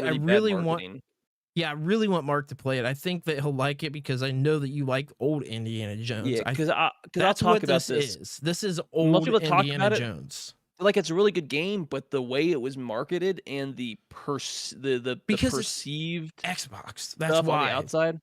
They can't. I'm sorry, crap. Because everybody focused on that one dude who looks like the reincarnate of DEI, and they're like, "Oh, this game's gonna be trash." Like it was just not marketed well in any way to be positive outside of the December window. But then the game came out, and came out to a lot of but the problem is, and a lot of people love it. The problem is a lot of people, the first impression's everything. If they see anything negative that they don't like in that first impression, they're just not even going to pay attention to it after the fact. And that was the inevitable problem. This game was not marketed properly, and it hurt probably a good sales potential. But like, let's be fair, it's on Game Pass. The AAA game industry has gotten a real bad reputation in the West. So people are looking for any reason to be like, oh yeah, I figured that's people are finding DEI and things that aren't DEI. Like we are so tired. But the problem is we're so tired of it that we're finding it in places that it's not there. You know what I mean? Yeah, because we talk about it might not be in the game, but it might be in the marketing. You might have people on social media come out and say stuff. I'm definitely not defending it either. You know how I feel about it. No, but I'm just saying like. We marketing. We have to the point where it's like we've been burned. Sorry, I just want to say we've been burned so many times in the industry with stuff like this, especially when they try to hide stuff like that. People are just, extreme. Like they get a whiff of it, they're like, "I'm out." No, I don't want this at all. Whether that's right or wrong, it's just sort of the reality that we're in right now. Yeah, for sure. I mean, it's one of those things that if something happens so many times and then you wear the person out, like this is just a cycle of society because this has happened throughout history many times, especially in many different ways. When you look at the games they're doing really well, are starting to come out of China, they're coming out of South Korea, a decent amount of stuff that's still coming out of Japan is still good. A lot of the games that people want are coming from Eastern developers. We just talked about it, how popular Marvel Rivals is, and that was developed by a Chinese developer. Yeah, it's like these developers know what they want, and they'll obviously franchise, which is wild. They don't have underlying opinions that they want to push and stuff like that, or that people are tired, so that by default they're skeptical from the get go. Yeah, but it's a reputation the industry's created themselves. So yeah, I don't. It's one of those. It's like you're gonna have to take a while and prove me wrong several times for me to come back or even start trusting you again. Yeah, I don't disagree at all. Yeah, but on top of that, you still talk about Xbox. The sales numbers for the Xbox Series X and S are not ideal. So these are the sales numbers just from November. These aren't like lifetime sales. But as of November 2024, the Xbox Series X and S were a distant third at 767,000 consoles sold. Dang, that's the Nintendo Switch for that same month. We're at 1.7 million. And the PS5 was at 4.1 million. Like it's not like if you just look at the X, because the Switch is at the end of its life cycle. If you just look at the PS5 and the Xbox, it's getting crushed right now. From it's not even hitting 1 million. The PS5 broke over 4.1, and this is November. This is like, the holiday season build up. Maybe they're not December numbers, but a lot of people start shopping in November early and stuff like that. Yeah, they do. Yeah, like it's not even a competition really. It's really not. It's Oh, kind of crazy. sorry.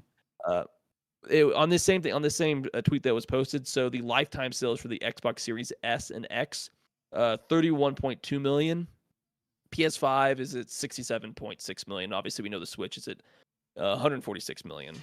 It's not. So it's essentially it's getting better still, than the Xbox One. If I like, it's already at, I believe, past lifetime sale. I could be wrong.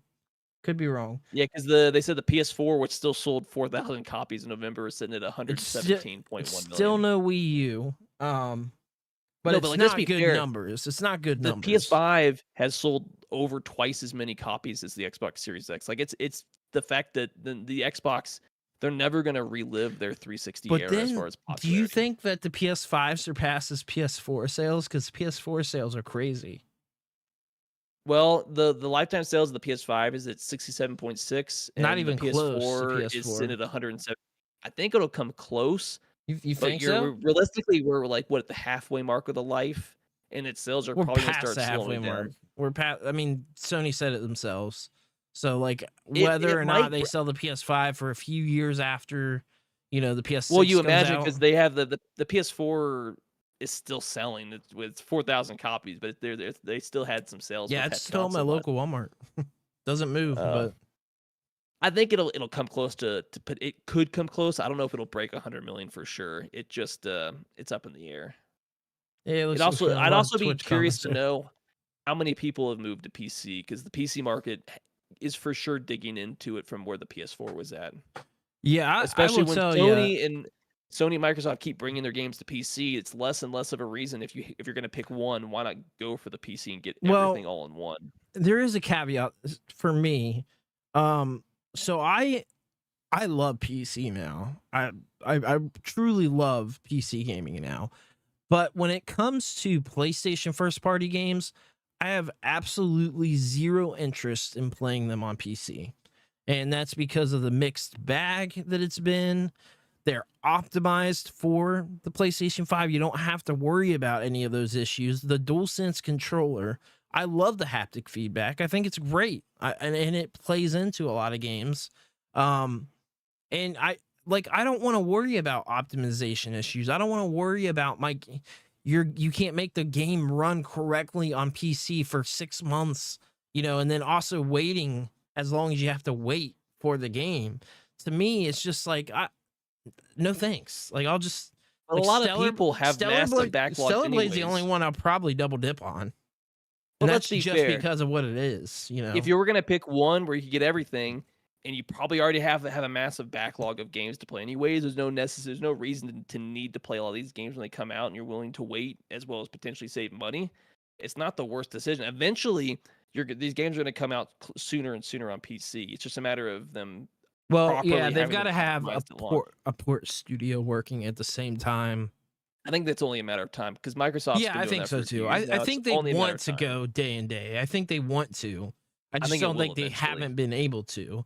But it's not been an immediate drive, and it's still been something fairly early. But I think it's only a matter of time before they start this day and date, which will inevitably start cutting into their console sales. We're heading so close into consoles just straight up being PCs that are mid-range PCs. That at the end of the day, like, it's not the NES era anymore. Consoles aren't as specialized as they once were, where they were all completely different hardware. Every bit of it was. Now consoles are more like PCs. They're more like an affordable PC. And I understand why somebody goes for a console versus a PC, because it's just plug and play. It's plug and play. It's so easy. But to be fair, the prices of consoles have gotten so close to the prices of what you can get a reasonable PC for, right? Close to like. Well, if you're looking at, because okay, so for instance, PS5 Pro, you're looking at around they guesstimate a 4070 Ti is about what you're getting. So you look at just the price of just a 4070 Ti right now, then get your CPU. You want to get an equivalent CPU to the PS5 Pro. You're already over. I mean, like you're over already on just 2 parts. You still got the motherboard, you still got the memory, you still got the case. So like PC gaming it's not for everybody, and I get that. But I will say this: I have seen more people moving to PC than I ever have ever. I mean, it's been more affordable. Like look at I pulled up something. I wouldn't say it's you could buy a pre-built PC for like that's what I was about to say. As of right now, I pulled up something on iBuyPower. It's on the top best selling page that I scrolled through and I found the cheapest one. So for like just over $1,000, you can get a pre-built PC it's got an i5 CPU. It's not the best, but it's 16 gigs of RAM. It's got a 4060 in it and a terabyte of 1 terabyte of M.2 NVMe. You can play any game with that. You're not playing max settings, but for $1,000 or just over $1,000, you have a perfect mid-range PC and can still play 1080p games. But it's not a 50 series, but it's the 4060. It's not the top, but it's affordable, and you can play any game at 1080p resolution just fine. Mr. Coffee said, and that's just a few $100 more than what consoles are going for. Let me hit just a couple comments here real quick. Pamela came back in and said when it's at your local Walmart, it's definitely reached its half-life. Matt Long said, if I get on PlayStation, I feel that I am now obligated to platinum it. See, I haven't platinumed I've gone away from that. I've been with PlayStation since the PS1. And obviously it was introduced in the PS3 era. I've never platinumed a single game. So yeah. I platinumed a few, but it's only games that you like and stuff like that. I played a lot of Xbox 360, and then I've talked about before, but the Xbox One, I didn't get one until 2 years before the Series X came out, and I never had a PS4 until PS5 was out. I bought a PS4 after I already had a PS5. I don't remember why I don't remember why I did that. I think it was just a collector thing. I wanted to have one. I didn't have the PS4 at launch. Oh, but no, I traded it's because my for the daughter, PS4 Pro for her launch. to play games on, so I bought a PS4. Yeah. But so I mean, I can't see on here through my chat. You'll have to let me know, Mark, what they're saying over on Twitch. But Rap Sheet has left a few comments, and I can't view what they are. Those emojis were they were emojis. Okay. We had Gamer Freak saying love y'all, Mario. Let's go Xbox, love Mario. Does Mark play video games? Yeah, I do. Mark play Indiana Jones and stuff like that, and the Rap Sheet was coming back with some more emojis. And then Matt Long said, I do prefer console when playing with a friend that is here in my house. Yes, I can put a second controller to my PC, but I prefer both sitting on the couch. That hurts me. You have to platinum everything. I have so many trophies. I purchased a PS3 to go back and platinum my childhood games. I mean, fair enough. And like, I get it. Games are I have a really high gamer score on Xbox. Yeah. Because the 360 era, I was all 360. I mean, I got a PS3 at the very tail end. Like I got a PS3 Super Slim, the one that slid, the door slid on it. So like I got it when it was $100 or something. But something wrong? What's going on? All my windows just minimized, and I don't know why. Alrighty then. And then Matt Long said, I caught up everything. Yeah, said about the childhood games there. So yeah, no, that's a good reason to do it. I've got a PS3 sitting right here. I can touch it. It's the OG PS3 backwards compatible. The reason that I have this here is because I can play PS1, PS2, PS3, and then I got my PS5 right next to it where I can play PS4 and PS5 games. So I can play every era of PlayStation games. So it's hooked up at all times. Achievements, how many games? You 100%. I don't know how many, but I've got a pretty high gamer score because I started from the very beginning of the gamer scores being introduced. I couldn't tell you. I'd have to look it up. I mean, like I know people with way higher gamer scores than I have, but I mean, I for me it's pretty high. Like my gaming time is almost non-existent these days. Like it's hard to get in any game time. I'll check on the app here. But what do we got next, Mark? Yeah, this one was just something that I thought was neat. PlayStation came out and revealed how many gamers turn off their PlayStation compared to they just put it in rest mode. So they came out and said about 50% of PS5 users put it in rest, and the other half will actually shut it down. I always put mine in rest. I can confidently say I'm one of those that I just put it in rest mode. I almost never turn it off. I've always put mine in rest mode. And I didn't know people shut their PS5 down. I mean, one of the big things is like if you're in the middle of a game, like you want to be able to just pick back up where you are on that game. That's a big reason. I think it works for like one game, one application. You can minimize a game, pull up like YouTube, and you can go right back to your game. Yeah, I like being able to just pull my game back up if it's a game I'm playing, especially if I've got like 20 minutes of game time or something like that. I want to be able to just pop that game right back up. The rest mode. These consoles are so well designed for rest mode. Same with my PC. You just more or less you just put it in rest mode, and it works so well at minimal power. It doesn't zap a lot. And these consoles are just designed to essentially sit in rest mode. It's not gonna hurt your hardware or anything like that. Yeah, I like. Unless I know I'm gonna be like out of the house. I always heard that stuff off, but like for years, I don't know if it's like true or not, or if it's ever been debunked. But for years, I heard that it was better to put your PC into sleep mode than it was to turn it off. That's what I heard for years since like the 90s. I've heard that. I'm pretty sure it has because they're designed to, but it's one of those things where power cycling is not the best thing for a lot of stuff. But I've been around a lot of electronics that never get shut down, but they're designed to never be shut down. Yeah. So it's, power cycling, it does more damage. So I wonder if there's truth to that leaving your PC or console in rest mode. They're designed to put it, but like for the PC, it's sleep, it's rest mode. They're designed for that to work, and they assume a lot of people are because it allows you to have stuff either run in the background or to not have to like restart it and restart all these applications. Everything's still running in the background. You're just minimizing how much power draw that your console, your PC's using and stuff like that. So where stuff's still running, but it's not drawing hardly any power, and you're not running fans and RGB unnecessarily. Yeah, I mean, so people in chat saying, Pamela said always in rest mode. Matt said when I first got my PS4 and played every day, I used rest mode. Mr. Coffee said shut it down. It bugged me that my Xbox One X had a rest mode. But full. I mean, if you're not going to play it every day, you're probably better off shutting it down. But yeah, if you're not going to play it all the time.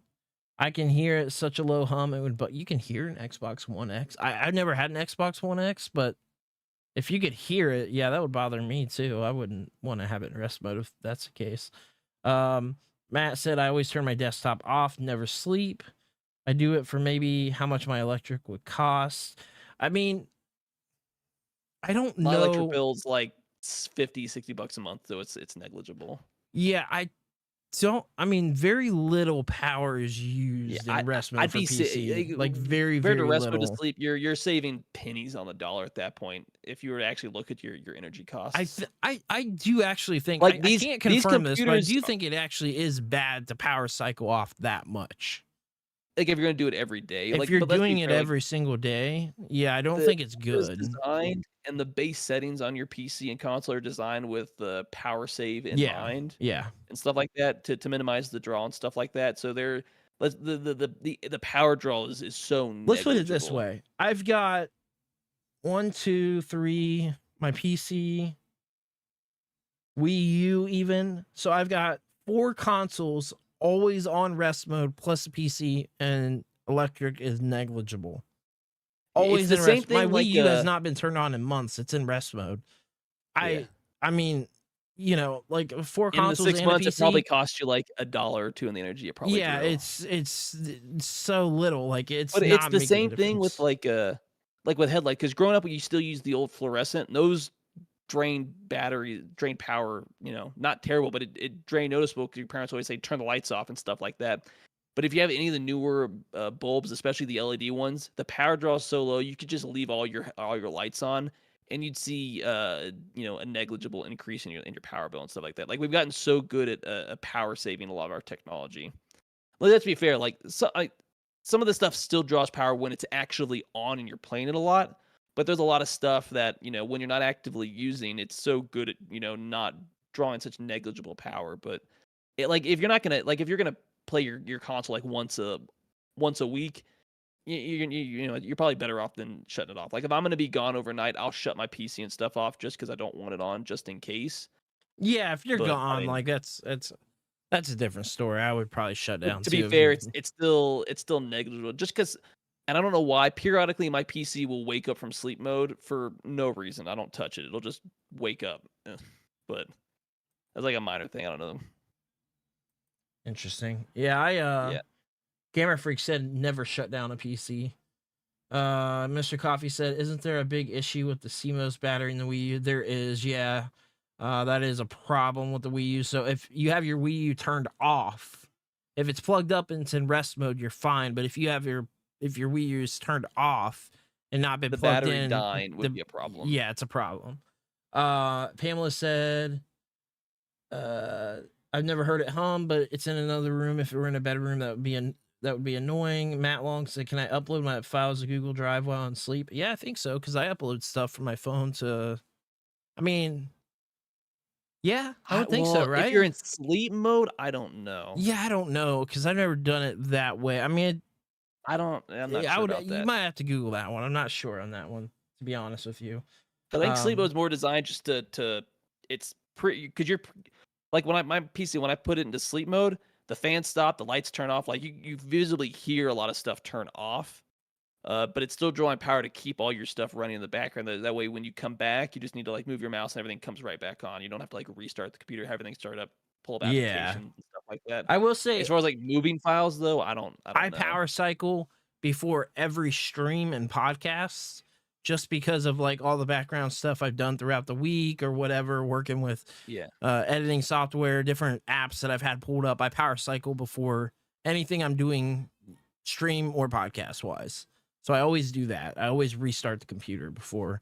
That way there's less things running, and I just feel safer doing that. I found when I didn't do that before that there tended to be more issues. But now that I do that, and I have done it for a long time at this point, probably well over a year, tends to be less issues, less things running in the background, stuff like that. So I do that. But to hit up earlier when you were talking, Matt Long, my gamer score is oh boy, I just had it up just a second. So it's 23,058, which I mean it's I think relatively high achievements wise. Yeah, like I said, I don't get to play games like I did in the 360 era. Back then it was renting games, getting all the achievements I could possibly get, playing stupid, silly little games like Doritos Crash Course just to get all the achievements, things like that, which I still have actually, stuff like that. So I have a question because you say you do a lot of work on your computer and stuff like that. A lot, yeah. Do you have a battery backup or like an UPS or I guess a UPS? It's all the same thing. It's just like a battery backup. No, should I? I mean, it depends. Like how I know a lot of people that if they do a lot of work on stuff like that, because if you're not constantly saving your work, because the idea like a battery backup is, for one, it makes sure you're getting clean power into it and stuff like that. But the idea is, say you like lose power and stuff like that, your computer doesn't shut off or your console doesn't shut off, which is not good for it. It has, however long of battery backup, which is enough for you to save your work and shut your PC down. That I might have to look into. Okay, I might have to look that one up. It's one of those things, though, just in case, like if you lose, for one of those things, like I've had it happen losing power. It's one thing if you're just playing a video game, a lot of those autosave, but like if you're actually doing a lot of work, a battery backup, it's it makes sure you get constant clean energy. You don't have a lot of those fluctuations, but it also makes sure that if you were like lose power, you don't lose any of your work and your PC doesn't just shut down on you. It gives you time to save what you're doing and power down for, whether it's like 10 minutes or to like an hour or from something. $185 all the way up to $1,300. So I might have to do a little more research. Depends on how big and how long you want it to last and stuff like that. But yeah, I know a lot of people like if you do any amount of work on your PC, that's like important for like your job, battery backups are a really important I'm thing. probably gonna have to invest in that because I have had to restart. So there's been some problems. I've had a few instances where we've lost electric and I lost all my progress. It's very But frustrating. even a cheaper So one that'll last just long enough for you to save your work and shut down just in case. yeah, I think I need to probably Because I do do a that. lot of I do a lot of work stuff for work on a computer, but the problem is one that's done on a web page. Two, I have a work laptop for it, so there's a battery in it by default. Yeah. But any like hard electronics that I've ever worked on for my job, there's always a battery backup that's designed to be able to properly shut stuff down. Yeah, for sure. I As think well as it I also need to invest in that. constant clean energy. So if you're looking at like the lifespan of your hardware really matters to you. Making sure there's no fluctuations in the power. If you have a good battery bank, it's giving you constant. I guess what you call clean versus like dirty energy and stuff like that. But that's I'm not gonna dig into that. That's a whole different thing than Clean and dirty. That has to deal with what does the dirty energy mean exactly? fluctuation in energy. It's essentially you're not getting a constant. Like say your PC needs like a constant like a 12 voltage or something like that. Clean energy means you're constantly getting 12 voltage. You're getting no fluctuations. Dirty energy would be, you can get small variations to like large variations between it going down to like 10 or going up to like 16, which is not ideal for your hardware. So that sounds like something I need to invest in. Probably, But I mean, like even more so if you have a the, more expensive like GPU and CPU, right? I'm not sure, but like ideally your power bank should be doing that for you as well. But a battery backup, not only does it give you a battery, an emergency battery, but it also makes sure you're not getting fluctuations. So say So there's is like a a lightning UPS is strike it that like happens an in the area. upstream of energy? Like, is it? How does it? I guess I'm trying to figure out like the functionality of how it actually works. Is it like upstreaming the energy, like the voltage and wattage that you're probably getting? the closest thing that we get. First of all, dirty energy just means you're not getting a constant wattage or a voltage essentially. But I guess the idea is, say there's like a lightning strike, like hits a power pole, like a power pole or something like that. Before you lose power, you could get a massive surge of electricity that could essentially fry your the components on your computer because they're very sensitive to that stuff like that.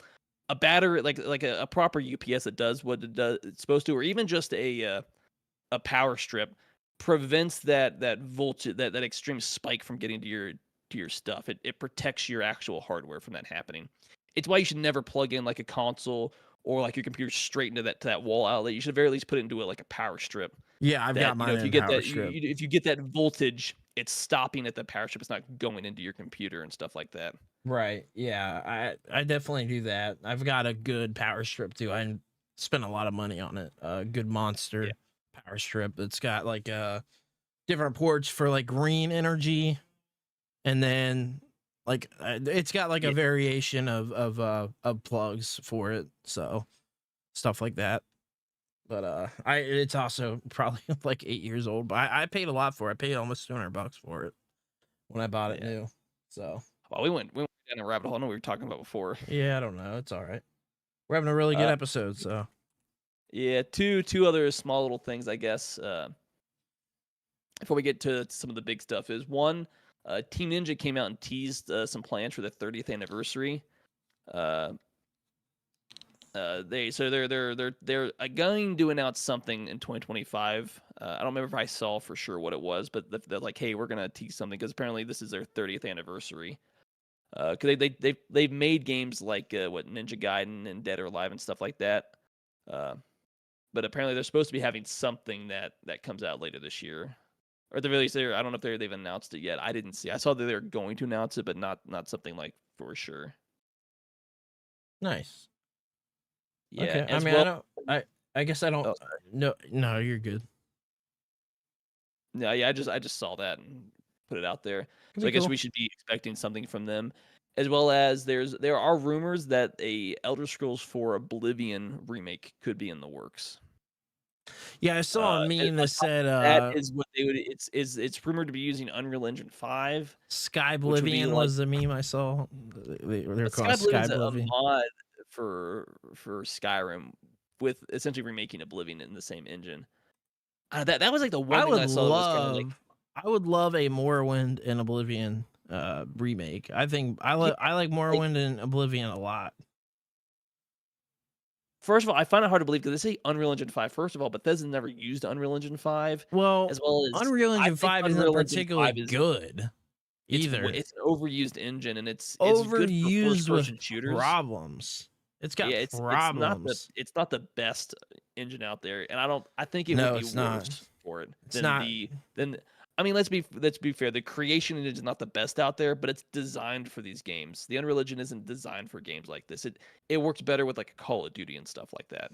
Yeah, but you see with Call of Duty Black Ops 6, like I'm actively playing it, and it has more issues than any Call of Duty I have. I mean, like, because we were streaming it the last time we streamed it, like those issues, those weren't coming from me. I was testing to make sure that everything was good on my end, ping, latency, all of that stuff. Everything was good on my end. It's the game. Okay. It's the game optimization. Black Ops 6 uses the IW engine, which Infinity Ward made themselves. It's just a different version of it. Yeah, but it's just an offshoot of Unreal Engine 5, right? I have no idea. Okay. Well, could be wrong there, but regardless, it does have issues, and it's talked about by a lot of people. So, we got quite a few comments. How do I even put my desktop to rest? Just go to the Windows icon, power. Instead of going to shut down, you hit you hit sleep instead. Because you have shut down, sleep, and restart. It's all in the same area. Rap Sheet said, I've encountered people who never reboot their PC, then wonder why stuff is not working all of a sudden. Well, it depends on whether they're just leaving it on or they're putting it into rest mode. True. We got, as well as after several years, eventually the hardware is gonna die. Got our first X some comments. Some stuff's designed to be on constantly, so it just depends. Yeah. Said invest in that, and then also, do you play Pokemon? I love Pokemon, so I play Pokemon. Mark's not. Just not Scarlet and Violet. I hate those games. They're such poorly designed games. Pamela said, sounds like going through a hurricane. Definitely use a power strip. DIY Prison Media said, hey guys. Pamela said, Buckeyes are beating the Longhorns 14-7 third quarter. I know it has nothing to do with the topic, but it's Ohio State football. Hey, we were talking about whether anybody cared or not, and chat about about college football or doesn't anything. Matter. Doesn't matter. Michigan beat Ohio State. That's all I care about. Wild man. What a man, what a good man. You know what? I hate the SEC more than Ohio State, so if Ohio State wins, I won't be upset. I won't be too upset. Yeah, we'll see what happens. I haven't been following this year. I mean, I've been following, but I'm not. I did not subscribe to any cable package or anything to watch the game. So everything that I see is after the games or during or tweets or whatever, Yeah. So Mr. Coffee said, damn, that's huge score. The Battle of Toledo. Yeah, Rap Sheet said forgot the game was on. Yeah, game's on. Still going on now. Pretty much kicked off right before we went live. So. We're at what, third quarter? I don't know. I'm not. It's like 5 minutes. I'm intentionally trying to not pay attention to it so I can focus on the podcast. There's 3:19 left in the third quarter. Texas is down by 7, and they're 3rd and 7 on Ohio State's 25. Yeah, sounds about right. All right, well, let's head into the big news because we had a lot of big news this week. We are running on 10-10, but I think we're good, right? Yeah, no, we're good. Okay. All right. So one of the, if not the biggest, and besides the Switch 2 stuff that we saw, that is obviously some of it is legitimately real. We can't argue that. Besides that, I would say the biggest discourse and what I'm seeing everywhere, nonstop, on all platforms, is Nvidia announcing the 50 series cards. Which we all knew was coming. We knew it was coming, and I actually learned that the 40 series cards were the longest gap of cards from Nvidia. So it was the longest gap we've had between cards. Obviously we got like the super cards later, a year later, but we didn't get a new series of cards. So We've got, I'm just reading from the official NVIDIA website. We've got powered by NVIDIA Blackwell GeForce RTX 50 series GPUs bring game-changing capabilities to gamers and creators. Equipped with a massive level of AI horsepower, the RTX 50 series enables new experiences and next-level graphics fidelity. Multiply performance with NVIDIA DLSS 4, which is crazy. Generate images at unprecedented speed and unleash your creativity with NVIDIA Studio. So we've got some of the finer details. We got NVIDIA Blackwell architecture, the ultimate platform for gamers and creators. We got 5th gen tensor cores, max AI performance with FP4 and DLSS 4. So keep in mind, we are at DLSS 3.5, obviously, with the 40 series. New streaming multiprocessors optimized for neural shaders. 4th gen ray tracing cores built for mega geometry. And some of the other details we got are AI enhanced graphics and performance with multi-frame generation. So right now we have single frame generation. So that's what people are saying is one of the big significant changes besides just DLSS 4 to the 50 series graphics cards. Game-winning responsiveness, NVIDIA Reflex 2 with frame warp, true-to-life graphics, full ray tracing with neural rendering, digital humans and AI assistants with NVIDIA ACE, accelerate your creativity, NVIDIA Studio Creator tools and technology, enhance any video with AI, NVIDIA Broadcast and 9th gen NVIDIA encoder, performance and reliability, NVIDIA app with game-ready and studio drivers, the ultimate gaming display technologies with the new NVIDIA G-Sync. So some of the mappers, unfortunately, I don't have a setup where we can show you guys some of the mappers. So we're looking at, Mark, I assume you got the link that I had on there, right? Yeah. So we're looking at, like, we'll take, for example, what we got? Cyberpunk 2077. We've got double the performance with DLSS 4 and full ray tracing. 2x. We've got just above 2x for, well, significantly above 2x, I guess, for Black Myth Wukong with DLSS and full ray tracing. So we're at below 1x on that, just slightly, and we're above 2x with the, now we're talking the 5090 right now, of course, versus the 4090. So these comparisons are a pretty big jump from the 4090 to the 5090. Yeah, actually, because they were saying one of the big things was a significant. These new graphics cards are going to be pulling a lot of power. So if you're going to upgrade, you probably have to update it. So the 5070 is spec to pull 650 watts. The 5070 Ti 750 watts. The 5080 850 watts, and the 5090 is pulling 1,000 watts. Like, these are pulling a lot of power. Yeah. So if you already have a poorly optimized PC as far as venting, you're gonna have a bigger issue. Like power cooling on these, as well as the CPU, is gonna be a continue. It's always an issue, but these are pulling like a lot more power. Yeah. Let me pull up the 46. Save the.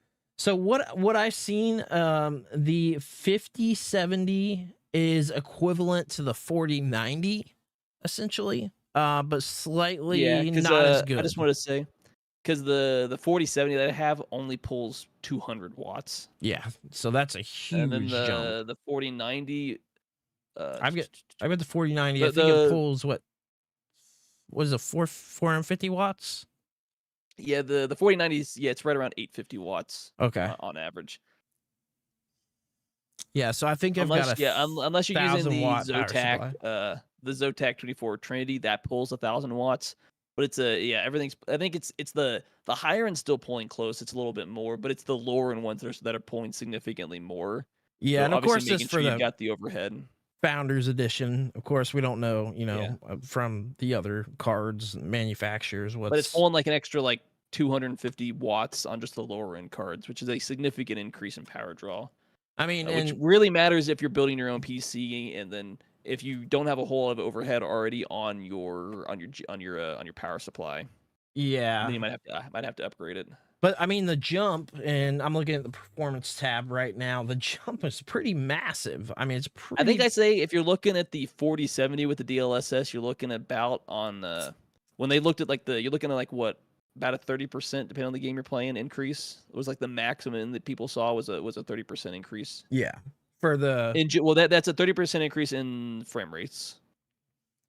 So but a lot of the stuff is especially doubling a lot of the performance that you were getting from the previous generation. Like it's a significant jump in power, which is mainly being pushed by the AI and the DLSS and stuff. Yeah, so reading on the DLSS 4, it says supreme speed, superior visuals powered by AI. DLSS is a revolutionary tool of neural rendering technologies that uses AI to boost FPS, reduce latency, and improve image quality. The latest breakthrough, DLSS 4, brings new multi-frame generation and enhanced ray reconstruction, which is a big deal, especially if you care about, if you care about that stuff in video games. It's got super resolution powered by GeForce RTX 50 series GPUs and 5th generation tensor cores. DLSS on GeForce RTX is the best way to play, backed by an Nvidia AI supercomputer in the cloud, constantly improving your PC's gaming capabilities. And I think that's with GeForce now, right? With the cloud, cloud connectivity. So there's some cloud involvement in this as well, which is pretty interesting. Yeah. Also, another big thing was the pricing. So the 5070 is starting at 550, but the 5090 is $2,000. So what's crazy that's MSRP, which means it's gonna be scalped for a lot more. Yeah, MSRP 2000. But what's crazy is the other cards are actually cheaper than when the 40 series cards launched. So because it's the flagship one, they're probably offsetting the costs with the 5090 to keep the other ones cheaper. Because obviously everybody's going after the 5090. Most average consumers aren't getting the higher end one. You're dealing with more industry is going to be getting the 5090, they're buying in bulk and stuff like that on top of a few scalpers. Because to be fair, the 5070 to 5080, based off the return on investment for the performance for the cost, you don't need the 5090 if you're just playing video games, and especially if you're not playing at like max settings constantly. At like 4K, you don't necessarily need the 50. Like you can be just fine with the 5070 and stuff like that. I mean, to be fair, because a lot of people are going to be getting the 5090 8K with the 4090 with No Man's Sky, which is kind of crazy. Like, let's be fair. A lot of people that are going to be going after the 5090 are going to be people that a lot of people that are doing like video rendering and stuff like that. Stuff that you're probably going to be benefiting far more from the actual hardware. I will say this: I am going after the 5090, and a lot of it has way less to do with video games than it does with it. For me, it would be a big deal when it comes to video, especially with my job. But then talking about Game Junction, and then gaming is a plus when it comes to that. So it's something I'm looking into. I think I'm going to try to get one. We'll see. I mean, scalpers are going to be all over it. We know how the 4090 launch was a nightmare, if I remember correctly. And at the time, I was paying attention to it, but I wasn't even in the PC. I mean, I didn't even have a PC yet. I had my laptop. So I remember the 4090 launch was a nightmare for people. And it took well over, it was like the PS5. It took like probably a year and a half before. And even right now, like they're still being sold above MSRP. So like the 5090 is not going to be any different. You know what I mean? I mean, they're still being sold. Like to find it at MSRP, you're lucky to find it at MSRP. They're sold out everywhere at MSRP. Pretty much what you have to expect not to. Yeah. I mean, it's pretty crazy. Let's see, what else can we say on the 50 series here? So, I mean, it'll be interesting once they actually, you get them out and people can start reviewing them and stuff like that. Or I'm sure some people have already gotten access to reviews. Yeah, there's Digital Foundry's already been able to or I think Linus Tech Linus Tech Tips. Tips. Yeah, I think I saw. I haven't watched it, but I think he posted a video in the I past watched few days. 𝐒𝐴𝐵 reaction to Linus Tech Tips video. Yeah, it was interesting stuff for sure. I definitely am highly intrigued on the jump from, like, say, the 4090 to the 5090, because I mean, based on the stats that they're giving us, it's a pretty significant jump. But like, let's be fair. These are stats from Nvidia, so you want to see the actual people in the industry start benchmarking these. Cause let's be fair, Nvidia is gonna probably be optimizing all the hardware that they're making stats with, as well as you don't know exactly the some of the settings and stuff like that. We know some of what they're telling us, but you don't know everything else. So you want, like, what's it, there's another computer. It's like Tom's Hardware and stuff like that. It's one of the big sites that'll do a lot of benchmarking for these. Yeah, Actually seeing proper benchmarking from the people in the industry, you'll be better off wanting to get those and comparing those differences and stuff like that before you would actually want to make a purchase outright. Just like, let's just be fair. Nvidia is going to be biased in wanting their stuff to look as better because they want you to upgrade because it financially benefits them. So actually getting people in the industry that are doing proper and widespread benchmarking across the spectrum with different hardware setups is going to be really what you want to look for, as far as like how accurate are some of these benchmarks that NVIDIA's come out and telling us. So you always want to take these with a grain of salt until people that unbiased sources are going to be testing these, comparing them to, some of like the Ryzen and stuff like that. Yeah, I definitely agree. I think it's good to see other people's opinions who don't necessarily have any stake in the in the game. So definitely there's going to be more and more stuff coming up, building up to it. Like, Linus got to check it out. I imagine 100% Digital Foundry is going to be able to dive super deep into it. I just want to They're wait and see how resource for like benchmark tools for all gaming. Like, they are the only channel I know of that put the PS5 Pro to the test, down to the smallest of details where people would not care about it, but people do care about it. There are people that care about that stuff. And so yeah, I mean, Escalated Friend said, I'm buying a 5090 day one. Mark, are you upgrading? I've only had my 4070 for a little over a year, so not anytime soon. Wonder what the good I only jump for you. I only game at 1440p, so yeah. It's just not worth the price. It'll be a few years before I upgrade my PC again. And I think for you, it might make more sense to hold off anyway, just in case. But and if I was gonna get something, I'd probably be looking like the 5070 Ti. It'd probably be right around what I'd get. Yeah, like, I'm not gonna get. I don't need a 5090. I'm not. I don't need a game at that high level. You don't.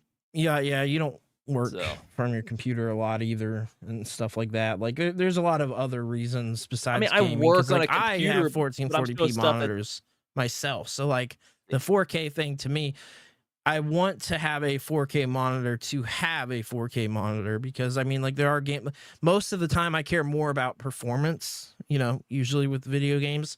So to me, that normally doesn't matter. But there are some games, like, say in Stellar Blade, I would actually, for that, probably prefer to play that in like 4K than I would care as much about performance. Now, if I'm playing like a competitive Marvel Rivals, Call of Duty, I don't care about the 4K at all. I care about performance all the way, frame rates. That's what matters to me there. But I don't have a single display that does more than 1440p. I don't either. My 1440p monitor is my desktop. My TV only does like 1080p. I can do really, really high frame rates, but I mean, like, very few games can even reach the frame rates that my. I'd rather have higher frame rates over 4K. I'd rather play at 1080p with like maxed out. I have found one game, because I have a 480 hertz monitor. I found one game to be able to run it basically max, which was Doom Eternal, which is really cool. I mean, it's like it's a good optimized game. Then it's a different experience. It almost feels like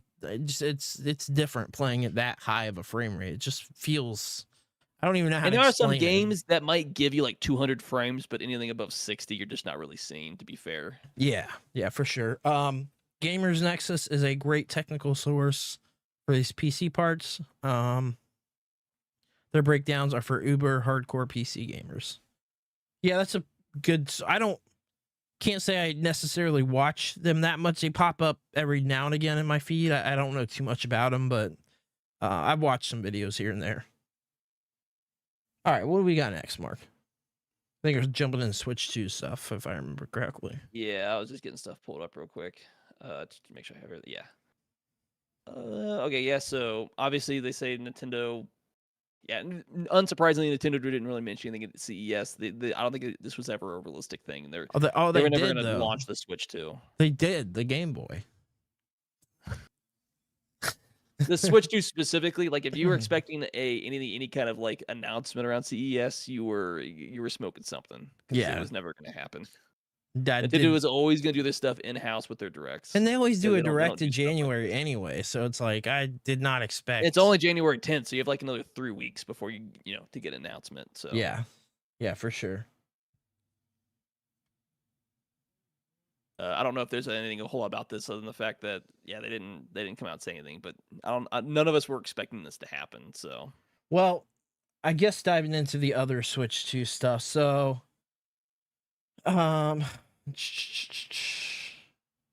we've got first we got a Switch 2. Is this the leak or the rumor around Red Dead Redemption 2 coming? Well, to Switch 2? That was one of them. Yeah. So what was kind of interesting about that is that it's rumored. So that game runs. I don't know if you know that, but it runs at 30 FPS on console. So I haven't played it. I mean, it came out on the PS4, Xbox One era, so that wouldn't surprise me too much. Yeah, it runs at 30 FPS. So it's rumored to be coming to Switch 2 running at 60 frames per second. Which is, I mean, seems too good to be true. If it's running on consoles at 30, I would expect it to run at 30. I want to say that to an extent, but then I'm like, 60 frames is nothing now. Like, I don't.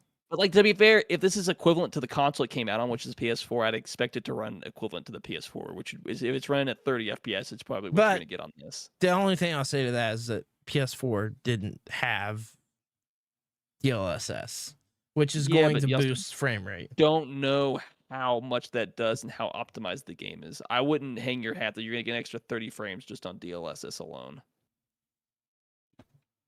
Well, we also got a rumored speculated release date for May 2024. So, I mean, I said April, you said May, if I remember correctly from last week, right? May makes sense if they're going to announce it this month. If they don't announce them as this month, May, you realistically, you want probably a solid 6 months. You need a solid 6 months of promo from announcement to release. I just think anything less is just not, like 3 months is not enough time to properly promo this console from announcement to release. Yeah, I mean, I don't know about May the make 6 months. I think you need at least 4 months, but I mean, 6 months is ideal. It's ideal for sure. Like you need to have. We won't know for sure until they come out and announce it. So, and then we got a tweet. No,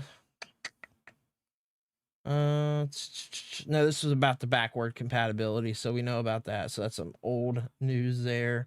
Okay, so here was the some of the big stuff that popped up just today. So, or yesterday, I guess technically, Japan time. Accessory manufacturer Genki recently posted the most plausible and extensive look at the Nintendo Switch 2 yet. So you can look this up. The Genki accessory maker, which has also leaked stuff before in the past. No surprise. Genki posted extensive look at the Nintendo Switch 2. The accessory manufacturer quietly launched a new page on its website, hyping up its Switch 2 products, which shows what Nintendo's next console supposedly looks like via a convincing mock-up. Nintendo Switch news has heated up in recent weeks as bits and pieces of it has supposedly leaked via production line photos. So yeah, I mean, based on like what they're showing, very plausible, very believable. It's pretty much what I would expect the Switch 2 to look like. I mean, slightly bigger. It's a slightly altered Switch, yeah. Yeah, slightly altered. Nothing's changed dramatically. You've got a bigger screen. This is what I imagine it looking like. And if they're showing rendered photos for their products they're designing ahead of time to sell right at launch, I mean, it kind of makes sense if you ask me. So that definitely makes sense. And then according to Central Leaks, a popular source for Pokemon related rumors, the next gen Switch will have a 12 gigabyte RAM and 256 gigabytes of internal storage. Shout out, Matt Long said he had to go. So hey, you have a good weekend, man. Yeah, thanks for hanging out. We appreciate it. So that's a big jump over the 4 gigabytes of RAM in the Switch 1. It'll come with an 8-inch display, HDMI 2.1 support, so that means it'll support VRR and all that jazz. 2 USB-C supports, magnetic controller attachments, upgraded SL and SR buttons, dual cooling fans, a 𝐒𝐫𝐚𝐧𝐝𝐸 CPU, and GPU 𝐺𝐫𝐚𝐧𝐝30RA1, whatever that means. And then a few other specs that I'm not sure what they mean, but it will also include a gigabit Ethernet chip. So that confirms basically our our port there. So if it supports gigabit internet, my assumption is yes, they are going to want this to be a more accessible online multiplayer machine too. Well, it also pretty much just guarantees that it's going to have a wired connection. It's going to actually have a proper Ethernet port on the docked version. You're not getting gigabit on Wi-Fi. You're not coming. No way. No way. And even if you were going to come close to it, that means you have a really expensive Wi-Fi router. Yeah, but even then, even with I mean, I've looked at like $800 Wi-Fi routers, and you're still looking at like running at like, I mean, it's good, but like 600 megabits per second versus like I said, plugged in. I was just checking, like I'm running 910 upload, 920 download, plugged in. I mean, that's a 300 megabits per second. It's a pretty big difference. So you're spending $800 on a router. I say just plug it in. That's how I feel about it. That's also taking into account how much of your default internet, how good your internet that you're getting anyway is. Yeah, true. And then, so I'm trying to find, because I saw this was a GameStop leak. See if I can find it real quick, because we don't have it in our notes. Yeah, it's like I didn't see that at all. So well, supposedly in their system, okay, so here it is. Nintendo stays completely silent amid flood of Switch 2 leaks at GameStop and CES 2025. So basically, this has to do with are you aware of the new micro SD card expresses? They are essentially the equivalent of an SSD. They run at speeds of an SSD. So they're new. No, I haven't. So this supposedly their system popped up with a bunch of, you can look at the images online. There's a bunch of websites. Just type it in. Just GameStop Switch 2. 50 articles popped up. But basically, it popped up with the new micro SD card expresses that are running at SSD-like speed. So there's essentially no load times in these. So they're still going to use micro SD cards, but they're a recently released micro SD card that run at very high speeds that are meant to be for the Switch 2 and for gaming, rather than, like your standard micro SD card. So that leaked across their system. It was up for not very long after somebody took that picture and showed it in the system. Obviously, they probably got a phone call from Nintendo, and it got taken down, and then was flooded with a bunch of like fake listings for what was going to be the Switch 2 stuff. So that was basically saying this included a micro SD card in 256 gigabyte, 512 gigabyte configurations, and as well as the dedicated Joy-Con charger grip for the Switch 2. So not just the regular one, the one that has the USB-C connection port for the make it actual controller. So yeah, that happened as well. Yeah, there's a bunch of Switch 2 stuff. I know that we're missing stuff because there's so much that's coming out that it's very hard to keep up. Like you've got to really be on the ball, and it's definitely definitely hard. It looks like Texas OSU tied up 14. Nice. Mark loves Thanks that. for keeping us updated. Thanks for letting us know. All right, so next we've got. I know you're gonna be a little bit disappointed about this one, Mark. Oh yeah, completely. Assassin's Creed Shadows Devastated. gets delayed again to March 20th, 2025. Here's their full public statement. Dear players, we want to extend our heartfelt thanks to our incredible fans and dedicated teams for your unwavering support since our announcement in September to further refine and polish this game. Since November, we've been thrilled to share our progress through gameplay overviews, and the overwhelming excitement has truly inspired us. Each week has brought valuable feedback from our community. While we've already made remarkable strides, we believe a few additional weeks are needed to implement the feedback and ensure an even more ambitious and engaging day one experience. Accordingly, the new release date is March 20th, 2025. We remain committed to delivering a high-quality, immersive experience fostered by ongoing dialogue between our players and development teams.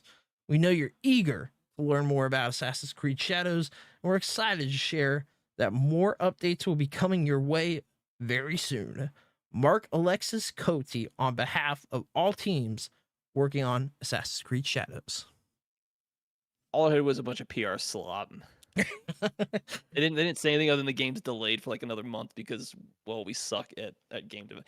This means that when this game was supposed to launch, it would have launched in an absolute mess of a state. If they essentially need like another 6 months of development time on this game. Well, there is some fun to come out of this this continue announcement to rip on Ubisoft more. Yeah, Domino's Pizza. This is official too. You can look this up. Domino's Pizza replied to their tweets and said, "Call us if you need help delivering on time." That's a pretty good burn. I'm not gonna That's really good. But then Ubisoft replied. God, I didn't save the reply from Ubisoft. Oh yeah, on X, Assassin's Creed, the account said, Altar waiting for his pizza since 12:57. It shows him dead. I don't hilarious. I love when companies that have nothing to do with anything related to it. Yeah, they rip on them like hardcore. But to be fair, you see this and you're like, based off what happened with the with Dragon Age, which I thought was going to sell a lot better, I wouldn't be surprised if this game, struggles to sell and it just becomes like the death of Ubisoft as you know it. Yeah, if this game doesn't sell well, that's 3 games that sold terrible within a year, and that's not good. Yeah, I mean, I said it before the show, but I think this kind of this is either a nail in the coffin for Ubisoft, or this is okay launch and people like it, and all the issues were, kind of whatever development issues. The problem is, I'm curious how many people, kind of like Dragon Age, have already written this game off and they just have zero interest in it, regardless of what it does. I've pretty much written it off, and the thing is, it sucks, is that I like the era, I like samurai games, like this is the Assassin's Creed that I would want, like the time period. Like but there's better games that have come out recently, and there's another game that's going to come out. In that same Yotai is coming out, so I'm like, I don't really care. Ghost of Yotai and Ghost of Tsushima just does it, and it's a stealth game that. And there's still like stealthy. Rise of Ronin, which I still got to play. I've got that, and I haven't played that yet, and that's supposedly pretty good. And so I'm like, not like, right, there's other games to play, but it's like, this game is like a decade too late, realistically. I don't know, because other people have come in and filled this void with good games. The problem is it's got other games like Ghost of Tsushima is such a good game. Like, will this game be better than that? Both narratively and the way the game plays. It essentially does Assassin's Creed better. That in fact you have the other slot that Ubisoft has in their game, which is a point direction. It's like, oh, icon a thon on their map or whatever you want to call it. Like, unlock all the towers. Way too many points of interest. Way too many, map tower unlocks and stuff like that. It's kind of like a pain. That's like a staple of all their games. I feel like this is not going to do anywhere near as good as Valhalla did, because regardless of I mean, I enjoyed the game. I thought Valhalla was great. You didn't really care for it. Valhalla also had, I didn't care for it. It also had zero drama, unlike this game. I like the whole Viking theme too. So just like the samurai stuff, I like the theming of it. And but the problem with it was where there was too much going on. Like I love an open world game. That's like become my genre. Too many things to do at times. There's too much. Could be way too packed. Yeah, that's what I felt like when I was playing. And when Odyssey, your map is showing nothing but crap all over it, it's like all of a sudden I'm here to do. It's like, oh, there's a million things to do, but there's really not a lot to do. It's just filler content to some degree. Yeah, it can be a problem. And to be fair, the last 2 games Ubisoft put out were subpar. In Outlaws and Skull and Bones, it does not leave any confidence that this game's gonna do it. It's just gonna play better than those games. So yeah, it doesn't leave much confidence for sure. Mr. Coffee said if the game launches with any bugs or glitches, the game is going to be roasted. There's blood in the water, and a lot of people are circling it, looking for any reason to sink it. Social media content is just waiting for this game to do something wrong, and they're going to jump all over. Like that's what a lot of gaming content is. But then again, the industry's teed that up for people to just go after them. So it's kind of like a problem of their own making. Personally, I think the game is going to have a huge problem being sold internationally. Yeah, I don't know, man. I mean, like it used to be. This is how it used to be. It used to be Call of Duty, Assassin's Creed. Like any other game had to schedule their game around those games. Do you remember that? Yeah. Like those were the big games. Those were the games. You're talking 360 era games, and then that era of game. Like you did not want your game launching the same week that a Call of Duty or a Assassin's Creed was launching, because it was so big. Or even like a Madden or like a FIFA or something like that, because regardless, those games still sold very, very well. Yeah. I mean, it's definitely gone downhill, and then like we've already got confirmation that they're remaking Black Flag, and then Yakuza is very openly making like their version of Black Flag 2, which could do it better. Because Yakuza, I'll say this, to be fair, I mean, like a Dragon, sorry, but remakes can do well, but they're never gonna. When you re-release a game, it's just never gonna sell the same as it did the first time. I think they the realize remake might be well, that and it might be good, but it's it's a coat of paint on an old game, and people see that. So only hardcore fans are really going to go after like a Black Flag remake. Compared to if you had like a brand new game. I think they realize too now that Black Flag was probably peak Assassin's Creed. They did peak there. Yeah, I mean, I think it was arguably, while not my favorite, probably my second favorite, because I liked Valhalla a lot. It had its issues, and Black Flag had its issues too, like some performance stuff. But I think that arguably amongst the fans, like Black Flag is easily the top game for the franchise. Yeah.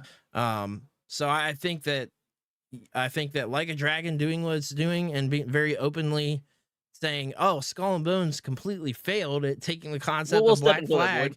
We'll step in. We make good games." It doesn't have this baggage and this bad reputation that Ubisoft as a whole is built. People are just gonna be like, "Oh, I'll just get that game instead. I don't need a remake." Which I'm like legitimately really excited for that Like a Dragon game. Let's be fair, I've got the remake collector's edition pre-ordered.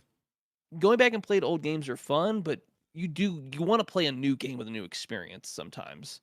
So new games are always going to do better than remakes. Like it's just a reality. Like if you had to pick between those games, like, well, I played this game. This is new. Yeah, well, it's got to be. It's got a new take on it. Let me give it a shot. It's got to be a remake, not a glorified remaster. Like it's got to be, like when I say remake, I mean things like Final Fantasy VII Rebirth or games remake, like 20, 25 years old. Where no, it's not just like a beat for beat remake where it's like, no, we're doing new things to these games. Like Ubisoft is gonna do new stuff in that game. There's gonna that's ship it out the door.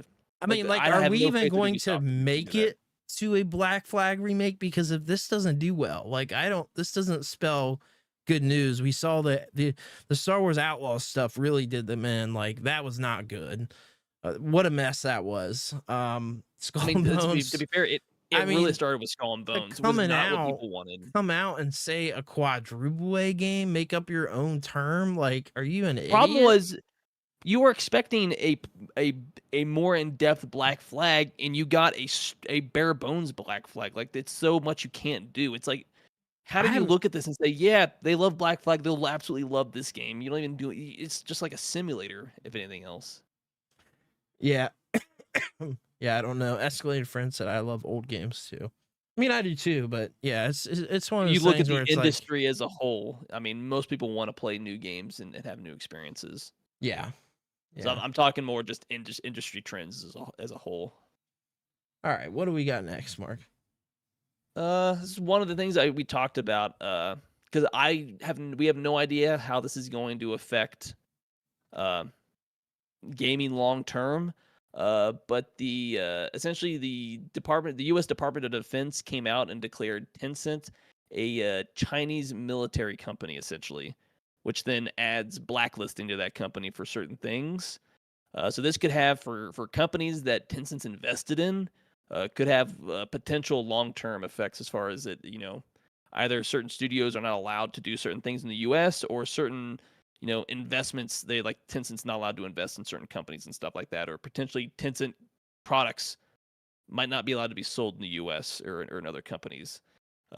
Tencent. So this came out. Yeah, I think or any Chinese game, Tencent has their fingers, and this came out on the 6th, and this is we have no idea what this is the potential ramifications of this are going to be. Because I'm not going to go into it, but obviously there was a presidential election, about to have a new president come into office in the U.S. and stuff like that. But if something like this was to be permanent, it could cause ripples in the industry, because Tencent's a massive company and they have their hands in a lot of games studios and stuff like that. So this is just one of those things where it's like to watch.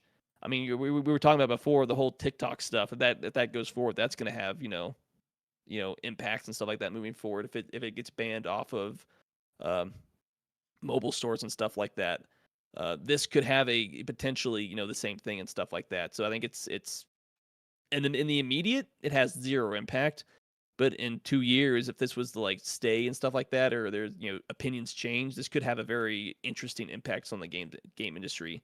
Yeah, even just from a funding aspect. So it's it'll be interesting to watch and see. It's kind of where I was at on that. I still don't quite understand how. None of us do. Well, the idea is it's a Tencent's more than just a game. They're like an IT industry essentially. But they deal with games. Tencent Gaming is like a subset of the Tencent. So the idea is, the U.S. government, the DoD, sees them as an adversary or a company that's directly controlled or helps a adversary. So we are just going to blacklist you as a whole. We don't want you doing business or limiting what you can and can't do with U.S. companies, because we see you as a liability, a potential threat to what we do. But how this actually affects the average everyday user, I have no idea. Yeah, because obviously they're going to go after this and be like, I don't know why you're doing this. Take us off this blacklist. But I just think it's an interesting thing, because we do know Tencent's a massive a player in the games world. Yeah. So watching this moving forward will be really interesting to see. Yeah, I'll definitely be interested to see the development of this, because I don't really know what to say or kind of think of it, because it's kind of hard, because we don't really know how this is really going to impact stuff. Like, this just happened. But you're talking about stuff that you're dealing with government, so stuff moves slow. Yeah. But I mean, you talk about the TikTok thing. That's like a whole thing took 2 years to be implemented. That's at the end of this month that goes into play if it doesn't get overturned. So right. It'll be interesting to see how this has an impact, as well as how much are they really investing in say U.S. gaming communities and stuff like that. Do they have a big player, Nintendo, Sony, and stuff like that? It'd be interesting to see if they have to they can't do certain things with companies. if they're a big funder, that could affect some of these companies as well. So yeah, absolutely, for sure. This will be something, as we move into like later in 2025 and 2026, it'll be interesting to see how that actually has potential long-term effects. Yeah, I definitely interested to see what happens of this. I mean, I don't really know what to say at this point, but I mean, something's going to happen for sure. So, all right, looks like yeah. Sorry, 𝐒𝐸𝐚. That's for me to know and nobody else to know. what is it? We're not directly talking politics. This just happened. Yeah, we don't do all that. We're not going down that route. It just so that's why I was being vague. It just so happens. It's just the topic overlaps. So yeah. But yeah, I'm not going down that route. No thanks. So we got apparently Xbox next generation console has been confirmed will be the largest technical leap in a hardware generation. So it says Xbox is not exiting the hardware market anytime soon, as the company announced that it has a multi-year roadmap that includes a next generation Xbox in the future. During the latest, so they say. During the latest episode of the official Xbox podcast, focusing on the future business of Microsoft's gaming arm, Xbox President Sarah Bond, addressed the role hardware plays in Xbox's future. Bond concurred with an earlier statement by Xbox head Phil Spencer. The Xbox hardware would remain the flagship experience for players, despite the company's plans to go multi-platform moving forward. Bond teased Xbox has some exciting stuff coming out in hardware that the company plans to share this holiday. More interestingly, Bond teased a roadmap focused on next generation hardware. And this is a quote. And what we are focused on there is delivering the largest technical leap you will ever have seen in a hardware generation, which makes it better for players and better for creators and the visions they're building, Bond explained in the recent episode of the official Xbox podcast. Although Bond did specify that this hardware news would entail leaked documents published last year revealed that Microsoft is planning to launch hardware refreshes for both the Xbox Series Xbox Series X and S this year. So this is talking about as far as the refresh, not the big hardware jump for the next generation, but the Project Brooklyn, which we knew about and we've talked about, I think probably 2 or 3 times. The adorably all digital Xbox. This is a sphere-like Xbox that has no disk drive and no place for a disk drive attachment. You know what? Sorry, I just want to say, you know what would be better instead of calling it like take a cue from what I don't remember what cereal company did, but it's instead of it calling the cute, it's like oops, all digital Xbox. Like that'd be some good advertising. I'm not gonna lie. You know what's crazy, man, is that and I bought it ahead of time, so I bought it before I got the PS5 Pro. I already knew I wanted to, because I have such a massive physical PS5 library. Like if I can buy it physical, I buy it physical. The disc drives for the PS5 Pro are still selling out consistently. Like they're still being people scalped. Want the physical because nobody wants this all digital console. That's the crazy thing. Like, what are they not getting? I mean, PlayStation has to be getting the message that these can't be kept in stock anywhere. They're being scalped and sold on eBay for high prices. And we don't care what you want. People want that. Like if you go full next console, there's no physical disc drive. Like this just kind of proves there's going to be massive backlash. People are not unhappy with it. At that point, I feel like a lot of people are just going to end up moving to PC because I mean that's like if I'm going to go all digital anyways, I might as well just buy a PC. Right. At the very least, you can get games for dirt cheap. Yeah, I don't know. I mean, the Project Brooklyn supposedly supposed to launch at the $500 price point, which is how much the Series X is, and be substantially more. It says Brooklyn will deliver 4K Gen 9 console gaming with more internal storage, faster Wi-Fi, reduced power, more immersive controller, and a beautiful redesign that elevates the all-digital experience of the Xbox ecosystem. Reduced PSU power by 15%. New low-power standby mode is 20% of currents. Increased use of PCR housing to 30%. And then 100% recyclable packaging. I don't even know. So, I mean, like, it's good news that they're saying they're not dropping out the hardware game, because I don't think that's good. Well, not yet. Not yet. But I mean, like, things change with these companies so quick that it's like, it's so hard to tell. I mean, they lie. I mean, even Nintendo, like, these companies lie all the time to. Yeah, they're not going to come out and tell you their plans until they're ready. It's on their timetable. And they came out and said that they straight up lie. Like, Nintendo has been notorious for that too. All these companies have just straight up lied to us, and they're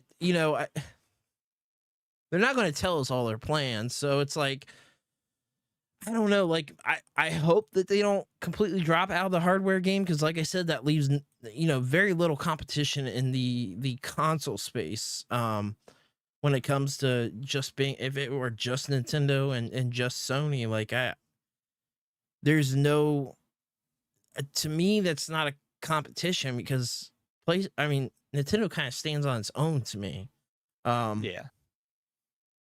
And I don't think they're trying to, they're obviously not trying to directly compete with the PS5 Pro or the PS6 when that comes out. They're not trying to. They're doing their own thing. They've got a hybrid console. Nobody else is doing that right now. I'm sure there's PlayStation Portal. Sure, Xbox is. They those are kind of like handheld.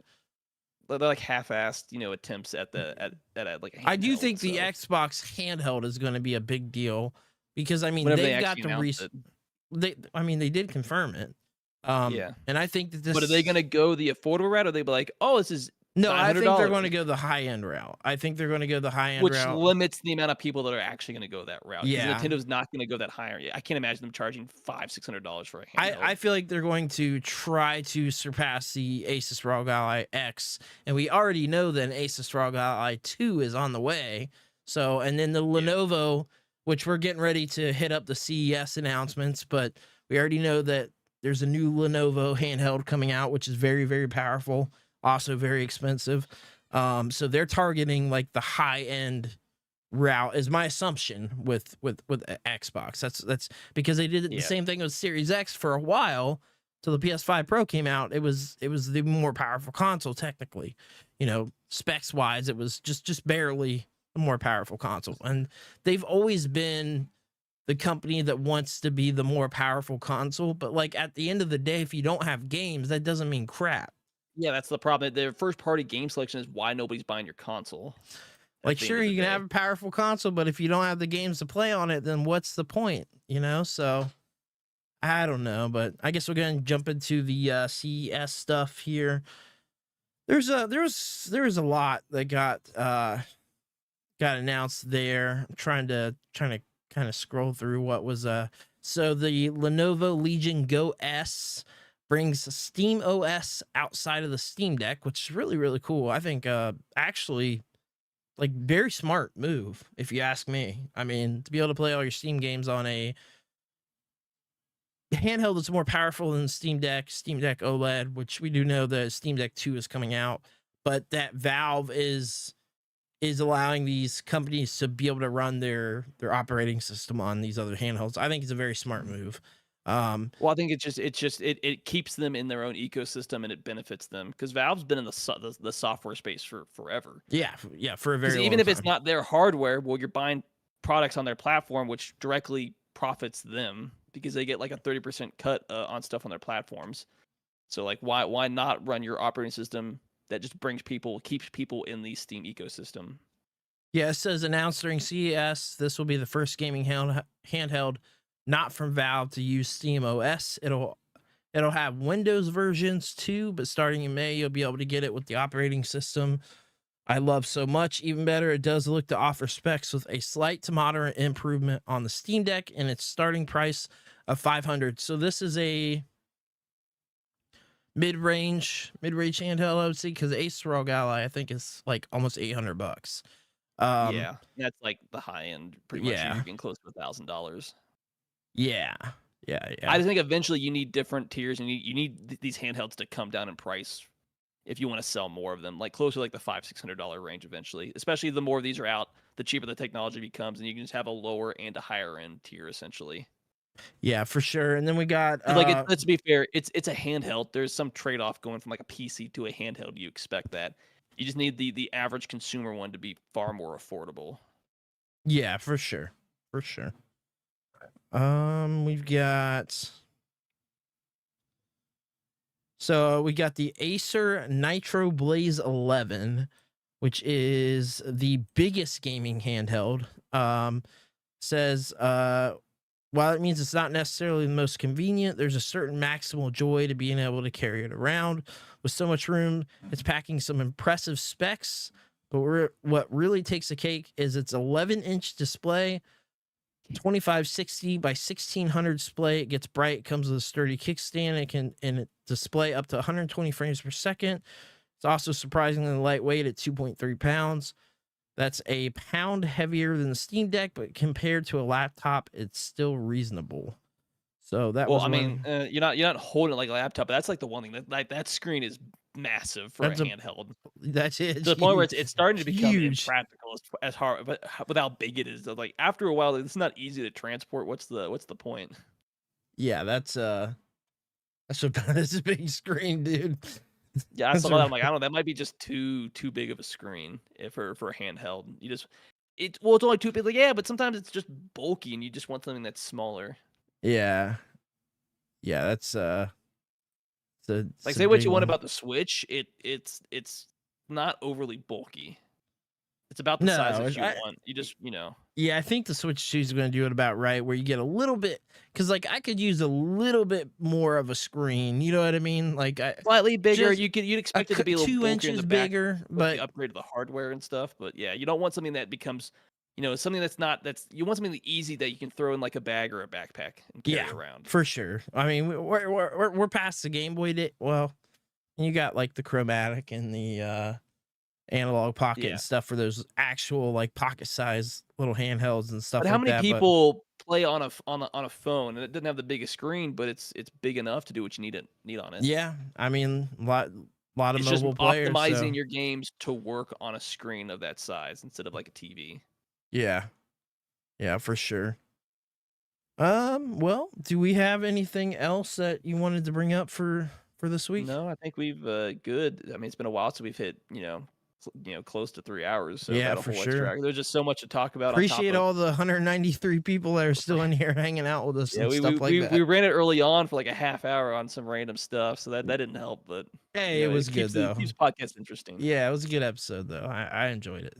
Good stuff. Yeah, there was just a lot to talk about this week. So yeah, appreciate it. We really appreciate everybody tuning in and hanging out. I know most of you aren't chatting there on the X side. A lot of people there, which is really cool to see. With trying out Restream, we wanted to see how it was again for a month to see if be anything any different. Seems like a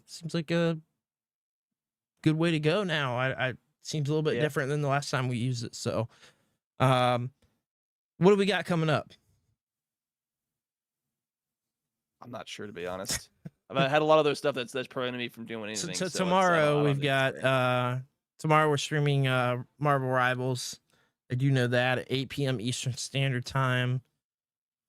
Anime Junction Cast. Is that coming out Sunday still, or it should? Delayed a whole week, but I just had other stuff that prevented me from doing stuff on getting that out on time. So other than that, I don't have a whole lot because my work life. You heard it here first. Mark's canceling the Anime Junction Cast.